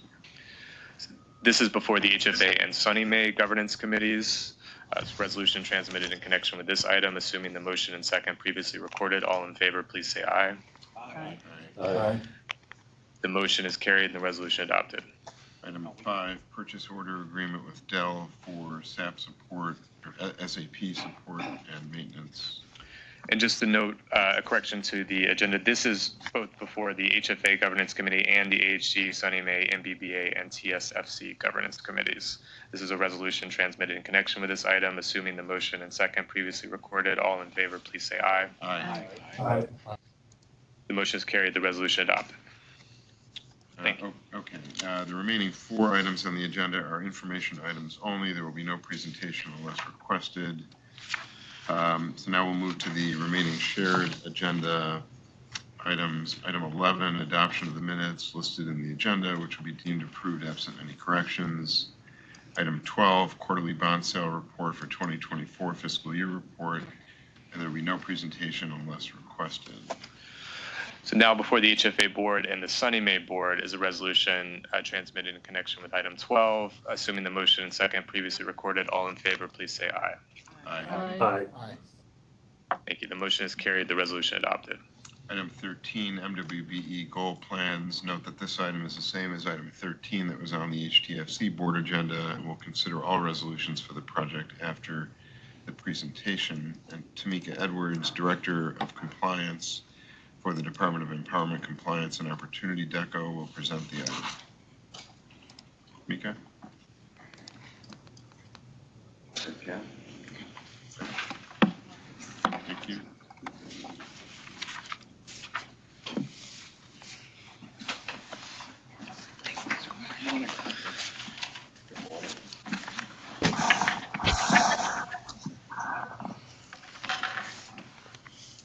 Good morning. Today before you, we have the annual goal plan as part of our compliance obligations for Article 15A. And Can you speak up a little, please? Today, good morning. This morning we have before you the annual goal plan. This is our strategic plan to meet the MWBE requirements for Article 15A. Our first presentation is going to be for the HFA, AHC, SONYMA, MBBA, and TSFC utilization reports. In fiscal year 23-24, that was the last completed fiscal year, ranging from April 2023 through March 2024. The overall utilization rate was 27% for New York State certified MWBEs. That is not inclusive of uncertified firms. This is just reflective of New York State certified firms. In our bond-related portfolio, we saw an increase in utilization with the selection of MWBE primes to serve as senior managers. And then more than half of our construction subcontracting opportunities went to New York State certified MBE firms specifically. 97% of our proposed budget will be in the indirect construction-related activity. 2% of the proposed budget will be in the agency's direct procurement activity, primarily in professional services. And 1% of that budget will be spent in bond-related costs. The agency is setting a 30% goal for New York State certified MWBEs in each category. And further in the report, you'll see a detailed list of our anticipated spend in the exempted and excluded, that will be exempted or excluded from the goals. But in this case, all contracts are encouraged to seek opportunities to implement diversity practices and policies. The exemptions list reflects expenditures that are below the Article 15A thresholds, or we do not anticipate opportunities for participation. And this is, for example, in banking fees, membership fees, and land acquisition costs. So the exclusions list demonstrates areas of opportunity for MWBEs to participate, but we haven't been able to identify firms in those areas. And that would include things like manufactured homes programs. We don't have any MWBEs participating in that area at the moment. And so in this case, the agency uses AHC systems, a MWBE goal-setting proprietary software to canvass all available statewide directories and document our good faith efforts to solicit participation. And we also advocate with ESD to canvass firms in these areas for certification. So is it okay to ask questions as you go along, or you want to wait until you finish? I only have a few more points and then we can jump right into it. And so our outreach efforts include interdepartmental strategic partnership to identify opportunities, education and training, and continue creating opportunities for direct MWBE participation. partners with Empire State Development to share accelerated certification initiatives to increase the pool of certified firms available to participate in HCR-funded projects. And then with the increased focus in creating pathways for underrepresented businesses, the agency created a strategic engagement committee to focus on implementing a comprehensive annual engagement strategy. And then the final section in the goal plan discuss staff assignments and the dedicated budget for non-personal services and operations to continue the program.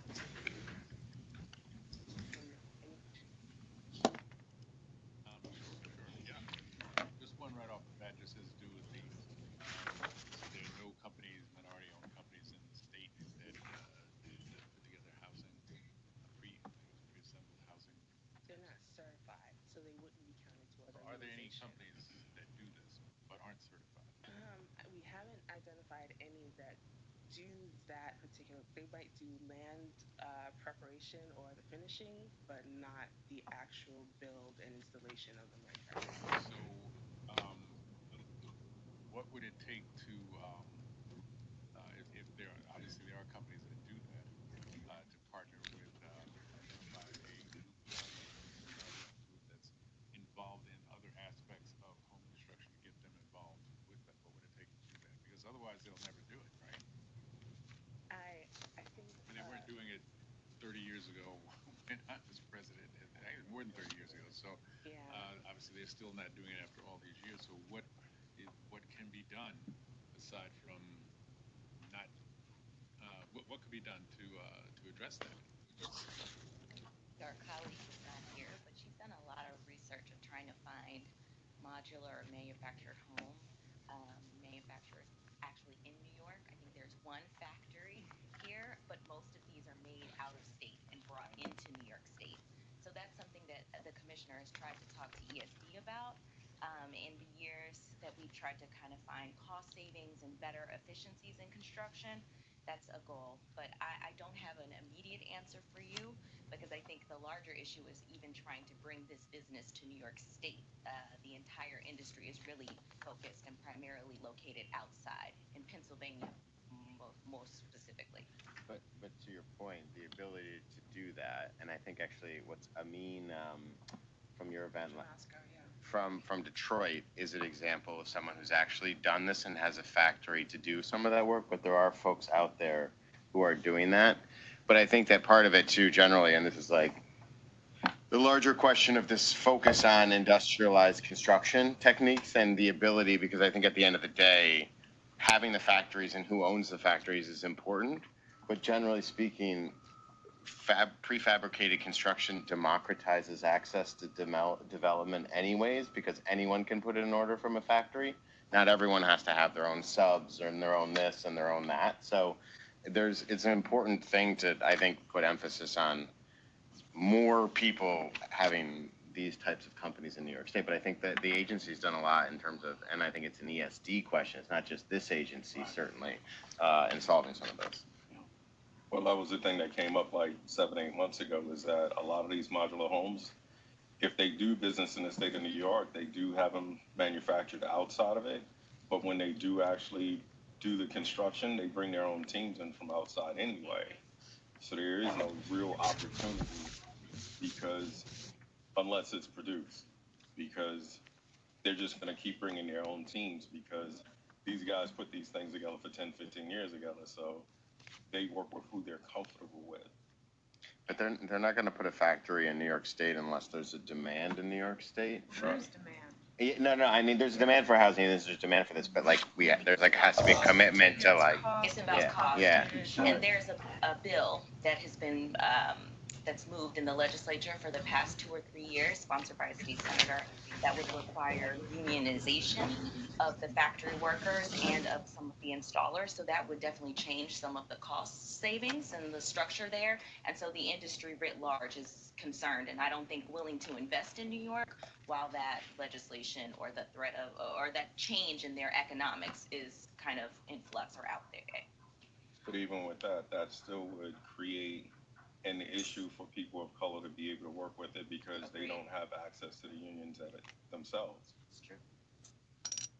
Well, so because it's true, I guess the question is, how do we find some way to move forward in any event? I mean, that can't just be the last answer, that you're not involved with union, then we just can't do business with you. No. And, you know, we have companies that have come from outside of New York to build at LaGuardia, Kennedy Airport, for example, and I think over in Newark Airport as well. But they came from other places in the country, so I don't, and we're not, you know, in another continent or something. It's New York is New York, but it's a huge, huge market, and it will be getting larger going forward, hopefully, because we'll see what happens in Washington. That's another story. But as far as we know, and whatever's happening in Washington, we're going to need, there's going to be a greater demand for housing. Housing in New York State is old. A lot of it is old, and so it's going to have to be replaced. And even though our population is going down, it's not going down by that much, for sure. So the question still becomes, how do we do something other than to say we can't do it? Well, I don't have an answer for you right now, but I will commit to working with ESD and to figuring out a way to continue the conversation, talk to manufacturers. We have already started those conversations, but we'll do a deeper dive and come back to you.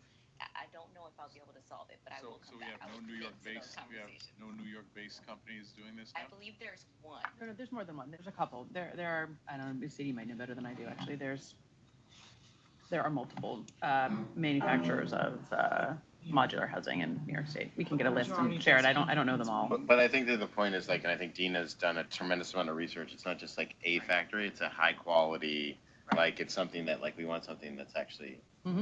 And we have tried in conjunction with New York State to enable a couple of these smaller modular companies to start up here, and it just has been very challenging.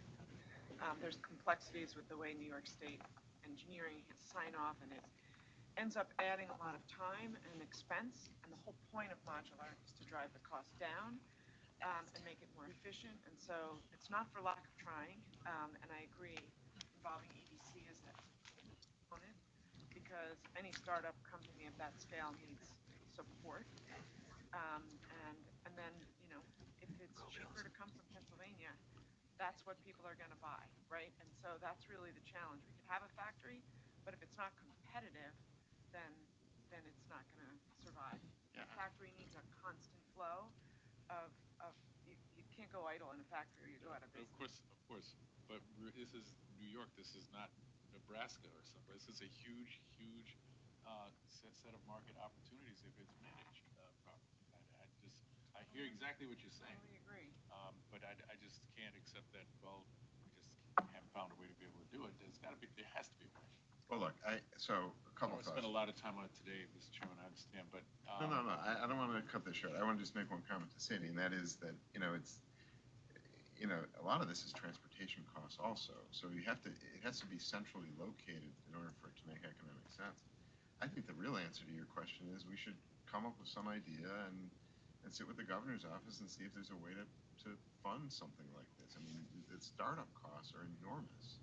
Okay. And so hopefully at the end of the day, the costs are lower per unit, but you know, to get started with a manufacturing facility is incredibly expensive. Well, yeah, I mean, any new company, there's companies that might have as much as 50 to 100 year head start.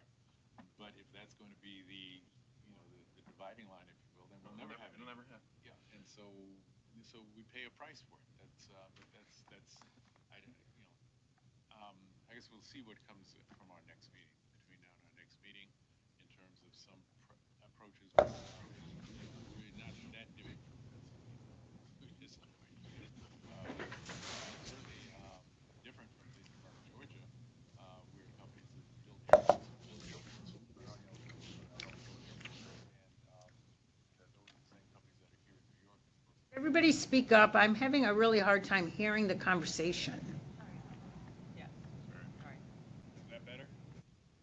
Is that better? A little bit. Okay, I will speak up. How about that? Thank you. All right, fine. So in any event, well, that's all I was gonna say at the moment. But I mean, New York is just, it's not Nebraska, it's not Idaho, it's not some small, kind of insulated market. It's a huge marketplace. It's, fourth, fifth largest population of any state in the country. There's got to be a way to get minority-owned firms involved in this business. Yeah, I would say it's larger than this agency. This would be Empire State Development and other. Okay. Because it gets into more of the manufacturing type of funding. But your But point's it has to start somewhere. Yeah, no, your point's well taken. There's a minority manufacturer out of Michigan who serves a number of Midwestern states because he's essentially located. He's started up a year, 2 years ago. We've been actively trying to recruit him to come and do something similar in New York because his model is successful so far, but it's consuming him to make sure that. I'm sorry. Could you speak up? I really can't hear you. Can you hear me now? And I have my volume all the way up. She's speaking into the microphone. Can you hear me, Dee? Now I can, a little better. Thank Okay. you. No, I was saying that there's a manufacturer, a minority-owned company in Michigan that is serving several states in the Midwest. His startup so far very successful, and we've been trying to recruit him to come to New York to start up a company, to expand his company here. But he needs to establish a bigger track record and before he can take on another factory. But he is interested in it, so we are trying. But the industry itself is challenged in general. The established long-term places in Pennsylvania rinse and repeat, and so they can make it work economically. They're not the best quality. We think a higher quality manufacturing company in the state of New York would be great, particularly a minority-owned, or if we could integrate minorities into ownership. But to Steve's point, it is a large-scale effort requiring the housing agency support, certainly, particularly at the project level, which is where we provide a lot of our support. But EDC and others, wherever the municipality is that invites this in, there's a lot that needs to happen around taxes. So I agree with Steve. I think a conversation at a broader level would be great. And I think there's a number of us that would love to see streamlined, efficient housing that could contribute to affordability without so much subsidy. And so there are a number of us that have been working on it, but your points are well taken. Okay, well, I guess I would just say, can you hear now? Oh, sorry. Hello? Yes. Yes. Okay, fine. Obviously, we could take this conversation further. I just end on the fact that it's 30, 40 years that we're talking about, and we just still don't have that in New York State, and that's not acceptable. And let's see where we are when we meet in January. But if we keep saying, well, these folks haven't done it, this agency needs to do it, then nothing gets done. But this is a multi-billion-dollar operation here, as we all know, and has a certain capacity to get something going as opposed to nothing. And it's a tremendous opportunity, obviously, for minority business. It's a tremendous opportunity for business generally here in this state. So let's see where we are on this, please. Sorry. First, James. David was first. David. Okay, go ahead. And so, first of all, the demand is not only on the affordable level. I'm a real estate broker by trade, and I think that there's substantial pent-up demand for modular construction, for luxury housing even. The other thing is, has anybody ever done an analysis of what the regulatory constraints or obstacles are in New York as compared to Pennsylvania or any other state that facilitates it? Because I suspect that, in addition to capital, that regulation plays a big role in frustrating this. There are folks that are coming to, I'm sorry, go ahead, James. No, go ahead. You were going to answer to Dave's, right? Yeah. In fact, there is, for example, the New York Institute of Technology is working on some certification around modular and offsite construction as pertains to kitchens and bathrooms. There's work that's been done, for example, in North Carolina with creating in Western North Carolina an industrialized construction labs that have sort of worked to do this stuff on the state level. So there are examples that have taken place, but to your point, that idea of thinking about how a factory interacts with local zoning. I mean, this is why these questions around zoning and construction that are going on in New York City right now are really important. But to your point is like a lot of this stuff doesn't work in high rise anyways. And so your location of your factories and which markets are going to serve may not be the New York City market anyways. So those are also other considerations around like what building codes you're going to be end up interacting with anyways. But the NJ, I think, or NYIT is working on some certification stuff, but there are folks that are interested in that in New York State. Thanks, James. But that's the thing too, is the market is there, but also the development portion of it, because if we're working with transit-oriented developments and we're building those, and those are prefab, because the one right now at Ronkonkoma Station that Dave and I come into, that was thrown up in like record time, and they're already working on phase 2.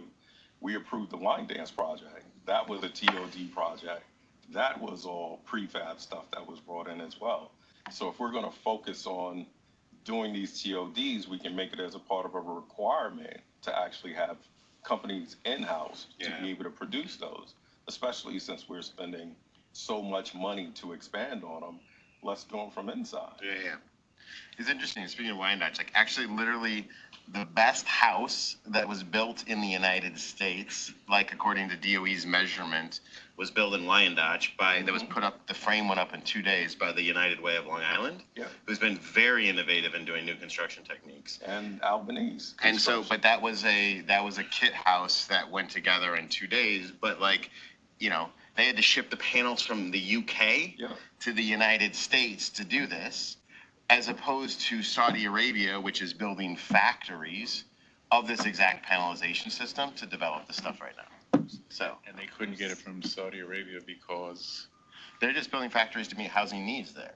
Right. Whereas, and this one came over in a shipping container to Long Island, where we were able to do one, and like that is not a cost-effective way to do modular. And the Dubai and Saudi Arabia ones, they're actually doing an expansion of their areas to make them more environmentally sound. So they're mainly building those factories to focus on their own. So sending things out, they're really not focused on that because their expansion is so great.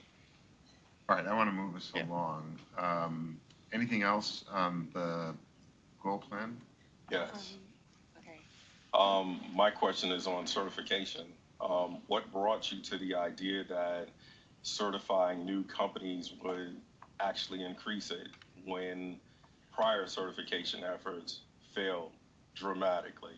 And then my other thing is, the gentleman sitting to your left, who is you? Who are you? We're going to get Yes, we're going to get into that. I'm running my questions together. No worries. So there are a number of firms operating in our industry that aren't certified that we would want to be able to, continue participating on our construction, but also be counted towards utilization and see the benefit in being a New York State certified MBBA. What brought you to the idea that certification would increase the number of participants just off certification?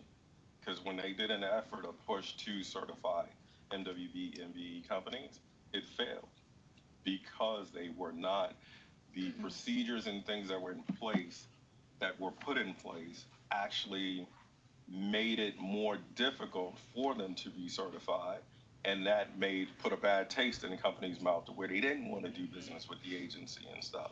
So focusing on going out and doing training and then doing certification, but you still have the barriers in place for them to actually participate still in place. What does certification do? So we're actually looking at the firms that are already in our space that understand our requirements and our specifications as far as design within affordable housing. So ESD's efforts are kind of like blanket and not necessarily HFA focused. And we've had conversations with them about doing strategic initiatives with HCR specific to our needs so that we can find firms to meet the requirements for our structure. take up some of those challenges, some of those barriers. I believe in the reauthorization of 15A this year. I know that the net worth cap and some questions about your ethnicity and demographics that they have to ask have been a barrier or challenging for people to prove that you're African American or that your grandmother was African American. That it has been challenging, and some people's certification lapsed, especially during the pandemic, and they didn't see the value of going back through the process. But I definitely expect ESD to work with the legislature to remove some or improve the process even more. But the number of certified firms in the directory has increased recently. They've done a lot of efforts to attack the backlog, to make sure that all firms that want to be certified are able to be quickly certified and work on projects and have their utilization count. That was the thing in the certification through ESD when we had the executive from ESD come in, Jason. He eliminated that backlog in like 91 to 92 days of like 3,000 applications that were there. So out of those 3,000 to 4,000 applications that have been approved, how many of those have actually gotten into the pipeline? In terms of getting contracts, I don't know. Not all of those certified firms are in construction or development, but I can definitely ask ESD of the recently certified firms, how many are in construction, then we can do some analysis and come back to you to see who's working on which projects. We can do that. And that's the thing also in the question of how do you move forward when the technology and the data that you utilize does not provide you with the information to answer the questions that we ask here of you to do. So a lot of what's in the report is speculative, it's not accurate numbers or information. And then also when we had the discussion on the allowing certain companies who are at that 30% threshold to get waivers, how do we eliminate them having so many companies request waivers? Because as we discussed in the reports prior, there were 40% of them MWB MBEs that requested waivers. Otherwise, they would have failed the 30% threshold. I think that, well, one of the things that I wanted to highlight that although there has been like growth in the availability. She's not feeling well. Maybe if you move the microphone a little closer. There we go. Although there has been some growth in the availability of firms, it's been a very slow growth through the pandemic. I think we saw about 2% growth in availability there. And so even the challenge is still there. It still exists, and we are working with our development partners to reduce the number of waivers that we are receiving. We have not been doing too many total waivers. They are partial, so there is still some participation happening there, but it is part of our plan for the next year.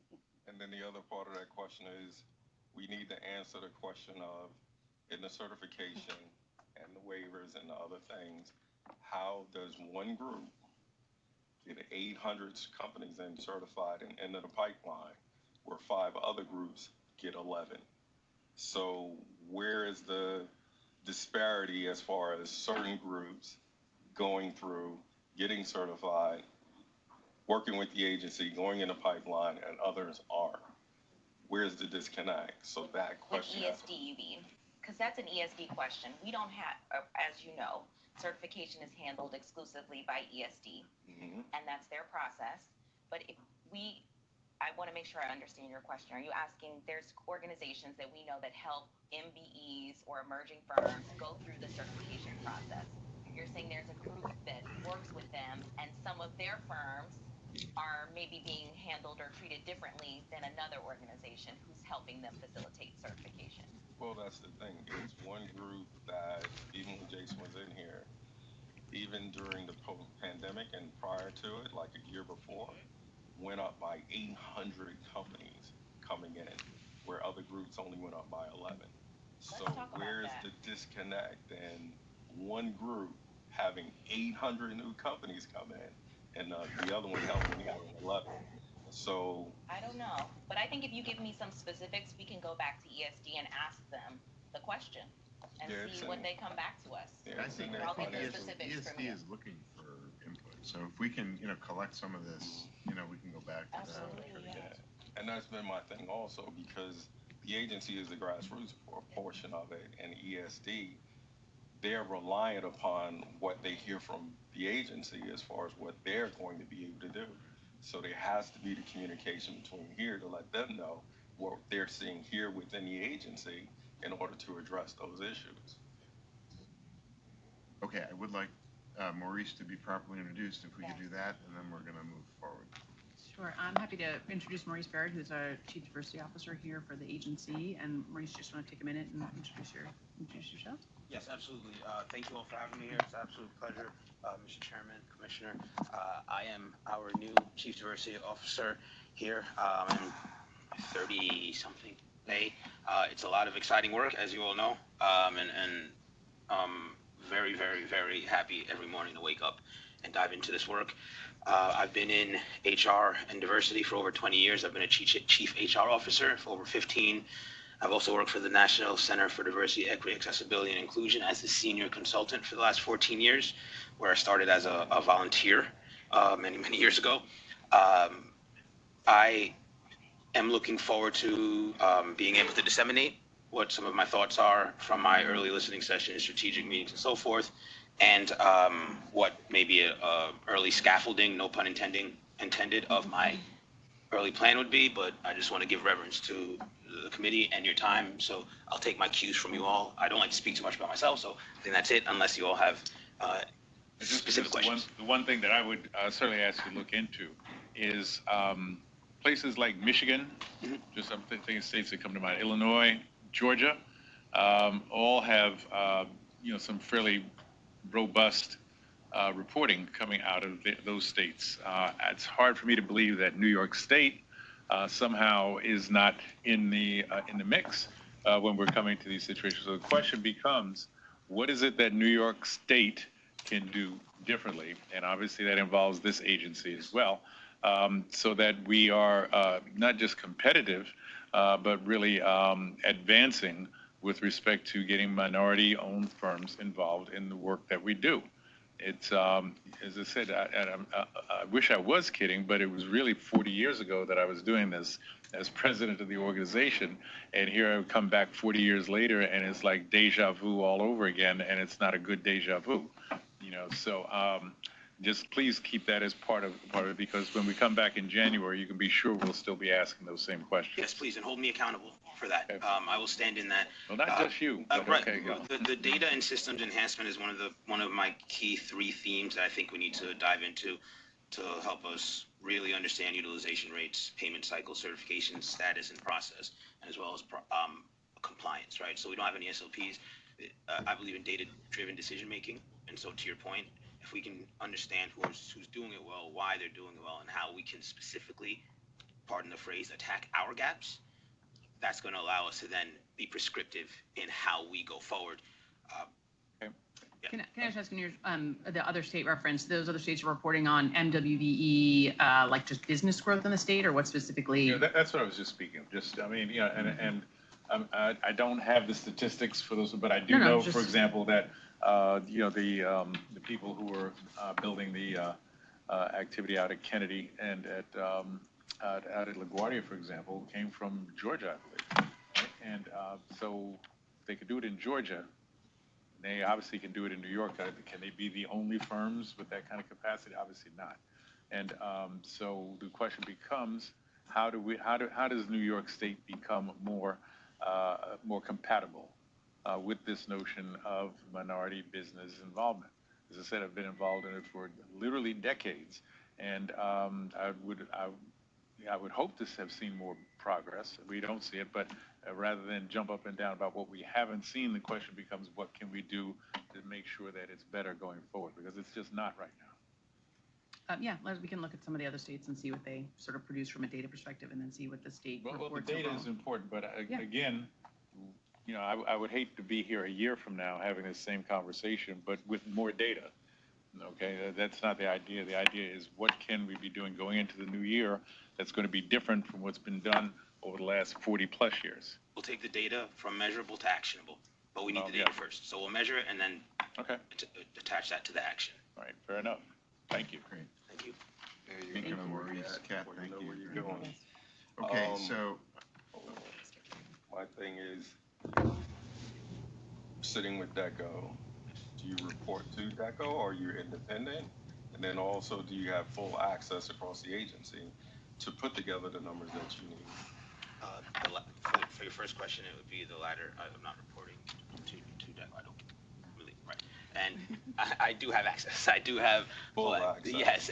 Okay. Yes, absolutely. It's a lot. And you're working independently? Yeah, I would, yeah. As a chief diversity officer, you're going to have access through every single department throughout the agency to be able to put those numbers through. Yeah, there have been no So who do you report to? Right, Maurice reports to Kathleen, who reports to me, but we all work together as a team. Okay. So he'll be providing information through DECO. No. Sure. So I'm the chief of staff. DECO is just one of the teams that I supervise, along with comms, InterGov, our Office of Strategic Management, and now the DEI committee is, I was the senior advisor or SVP, but now Maurice will take over the DEI committee. I'll still work and support the team, along with my deputy chief of staff. But Maurice is his own independent person. He sits on the 5th floor with the rest of the executives, and he will have full access. He's already met with finance, HR, legal, and I expect him to have join our HR calls that we have as an executive team and to be fully embedded in our operations. Perfect. That's what I wanted on the record. Great. No problem. Thank you. all right, terrific. Thank you. Thank you, guys. Thank you. All right, so, Will, I think you need a motion. Yeah, we have a resolution just on this. A little ahead of myself. So now before the HTFC, HFA, AHC, SONYMA, MBBA, and TSFC boards are resolutions that were transmitted in connection with this item. Assuming the motion and second previously recorded, all in favor, please say aye. Aye. Motion is carried. The resolution is adopted. Perfect, thank you, guys. All right, the remaining 5 shared items on this agenda are information only. There will be no presentation unless requested. And I'd like to now turn things over to Vice Chair Wisniewskis for the remaining SONYMA agenda. Great, thank you. We're going to go to item 19, if Mike Friedman can make his way to the front, which is a 75% mortgage insurance on a CPC permanent first mortgage for Creekview Apartments Phase 2 in Canandaigua. Ruth Ann, I apologize. Is the MBBA and TSFC portion of the meeting over?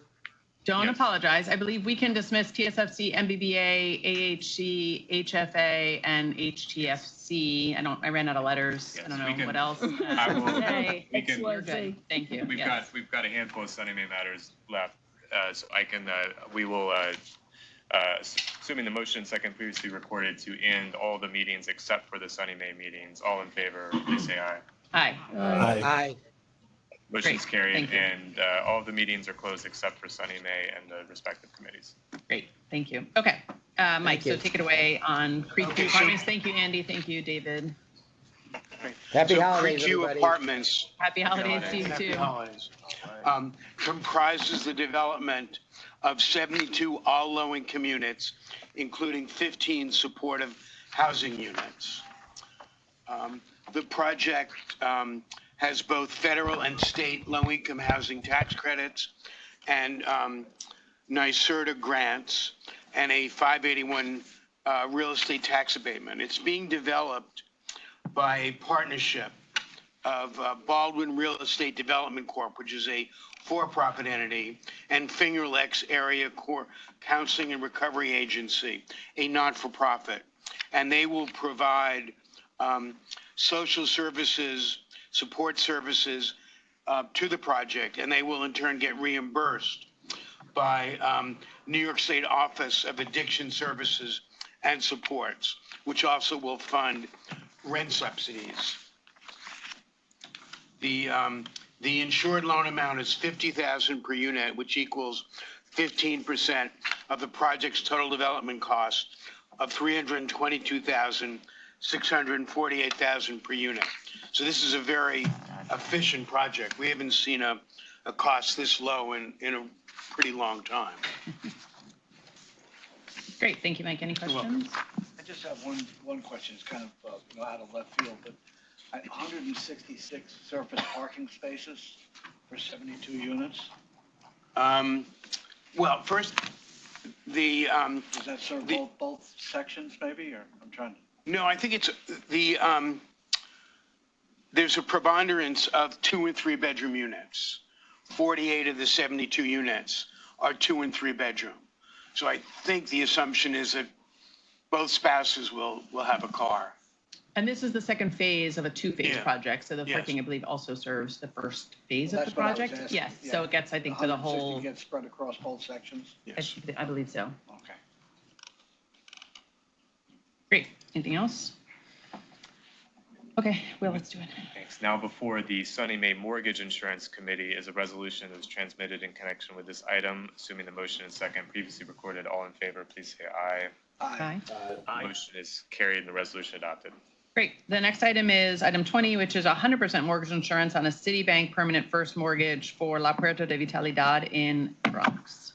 So this project comprises the moderate rehab of 61 all low-income units and 6,500 square feet of commercial space. And what's interesting about this project is there's 3.6 million in HBD new subsidy debt, but there's the assumption of $12 million of HFA debt. And there are 23 project-based vouchers. These are 610 vouchers pursuant to the private housing finance law. And there's a Section 8 HAP contract covering an additional 8 units. Phipps Houses will provide support services for 30 formerly homeless households referred by the New York City Department of Homeless Services and the New York City Human Resources Administration.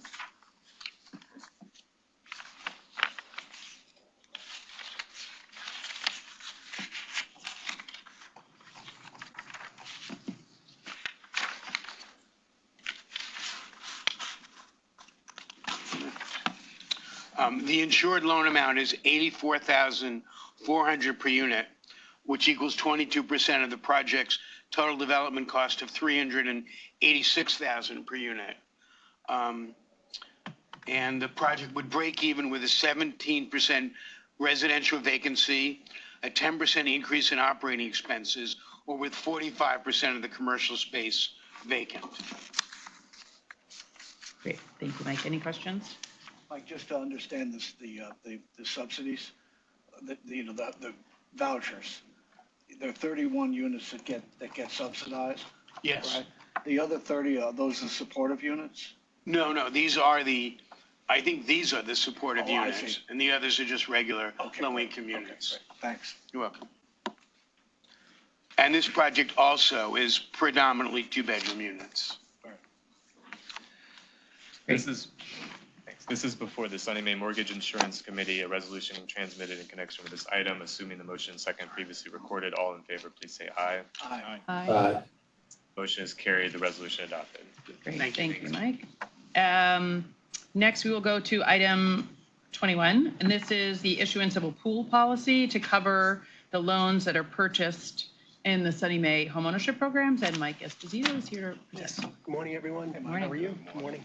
Yes, I'm here to present a resolution approving the issuance of a $450 million pool policy, which will be number 0310257 for SONYMA single-family programs. As the pool insurer for the State of New York Mortgage Agency, the Mortgage Insurance Fund provides the pool insurance, which is required by Moody's Investor Service, which rates SONYMA's mortgage revenue bonds. Moody's requires a pool policy that covers losses incurred as a result of mortgage loans, defaults, and sales of foreclosed properties up to an aggregate loss limit equal to 4%, in this case $18 million, of the original $450 million principal balance of the loans covered by the policy. The proposed policy will insure all mortgages generated between January 1st and December 31st of 2025. The annual premium will be 5 basis points computed on the unpaid principal balance of the insured mortgage loans. So it is requested that directors adopt a resolution approving and authorizing the issuance of this MIF pool policy. Questions for Mike? Just, I'm sorry, did you? No. Yeah, just so I understood the motion is that we are now going to be issuing a bond, is that correct? No. Well, SONYMA will be selling bonds. Selling bonds. To buy loans generated by, our participating lenders. Including HFA? No, just SONYMA. Just SONYMA. We're issuing this to SONYMA for their single-family programs. Okay. I misheard then, okay. Okay, I'm sorry.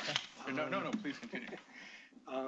So Moody's requires that there be a pool policy to insure all of those loans. Sure. And that's what we're going to be covering. So as they buy the loans, they inform us that they purchased them, and then we've already approved those loans prior to the loans closing. They've been submitted, underwritten, and approved. And when SONYMA buys the loans, every month they send us a report. These are the loans we purchased. Then those commitments become policies in force. The insurance goes into effect. And then they pay us annually 5 basis points on the balance of all those loans until the loans are paid off. All right, thank you. You're welcome. Thanks, Mike. Sure. I'm the chair. You're the chair. Yeah. Okay. Steve's not the chair. HFA. Oh, sorry. It's okay. Duly noted. Oh, right, I'm saying, yeah, okay. And to note for the record, I think we have lost Director Gonzalez too, so I'll just note she's not voting on this item. Oh, yeah, he had to go. Now before the SONYMA board is a resolution transmitted in connection with this item. Assuming the motion and second previously recorded, all in favor, please say aye. Aye. The motion is carried, the resolution adopted. Great, thank you. The final agenda item is an information item. There's no presentation unless requested, but you can see in the board book, it was the MIF activity report for the month of November. And with that, we can take, yes? I just have one procedural question. Sure. I haven't seen the email that we usually get setting the dates for the future meetings. Apologize. We've had some challenges because the PACB did not release their calendar. We have to have all our approvals in place before our meetings prior to PACB, and they just released their calendar about, I don't know, a week or 10 days ago. So we have very quickly shuffled. We have a calendar. I was trying to get it out yesterday. It should go out today. Our next meeting is going to be Thursday, January 23rd, which is sort of the same day it is the sort of third Thursday. But we will send out today all of next year. I just apologize, we were late. We were waiting on PACB to release their year calendar. I don't want to miss it. Thursday? It'll be, we are always on Thursdays, Usually. with some exception for PACB or for holidays or other issues. So we did a little jiggering of some of the dates. If any, we'll send it out today. Obviously, if any of the dates are very problematic for any board member, please just shoot an email back and let us know, and we can try and see what we can adjust. We want to get as many board members as we can at all the meetings, so happy to change where we can. And on the, I think what you will get is also a July and August placeholder dates, but we will, did we put August on the calendar? But as folks know, we sometimes don't always keep August, so we can flex a little in the summer if I know it's hard with calendars, but we can also move July and August to make that work for people too. Thank you. Okay, great. Thank you, Erin. Let's do it. Assuming the motion and second previously recorded, all in favor of adjourning the SONYMA meetings, please say aye. Aye. Great. The motion is carried, the meetings are adjourned. And happy holidays, I should have said on the record, sorry, before we closed. We can stop the recording. Thank you. Yes, we adjourned HFA when Sadie and James and other folks left. Thanks, Jesse. Okay, great. That's it for the year? I didn't get to go. I meant to go say hi to you. Those were James's parents. Are they still here? Oh, I was going to go say hi to them. That's very. Yeah, I was just saying that, yeah. Speaking, I realized that actually I was not exaggerating. It has been 40 years since I was president of the state of New York. What was it? 34 at the time. 34 years. I'll be 75 in January. So 40 years later, we're still having the same conversations. This is amazing.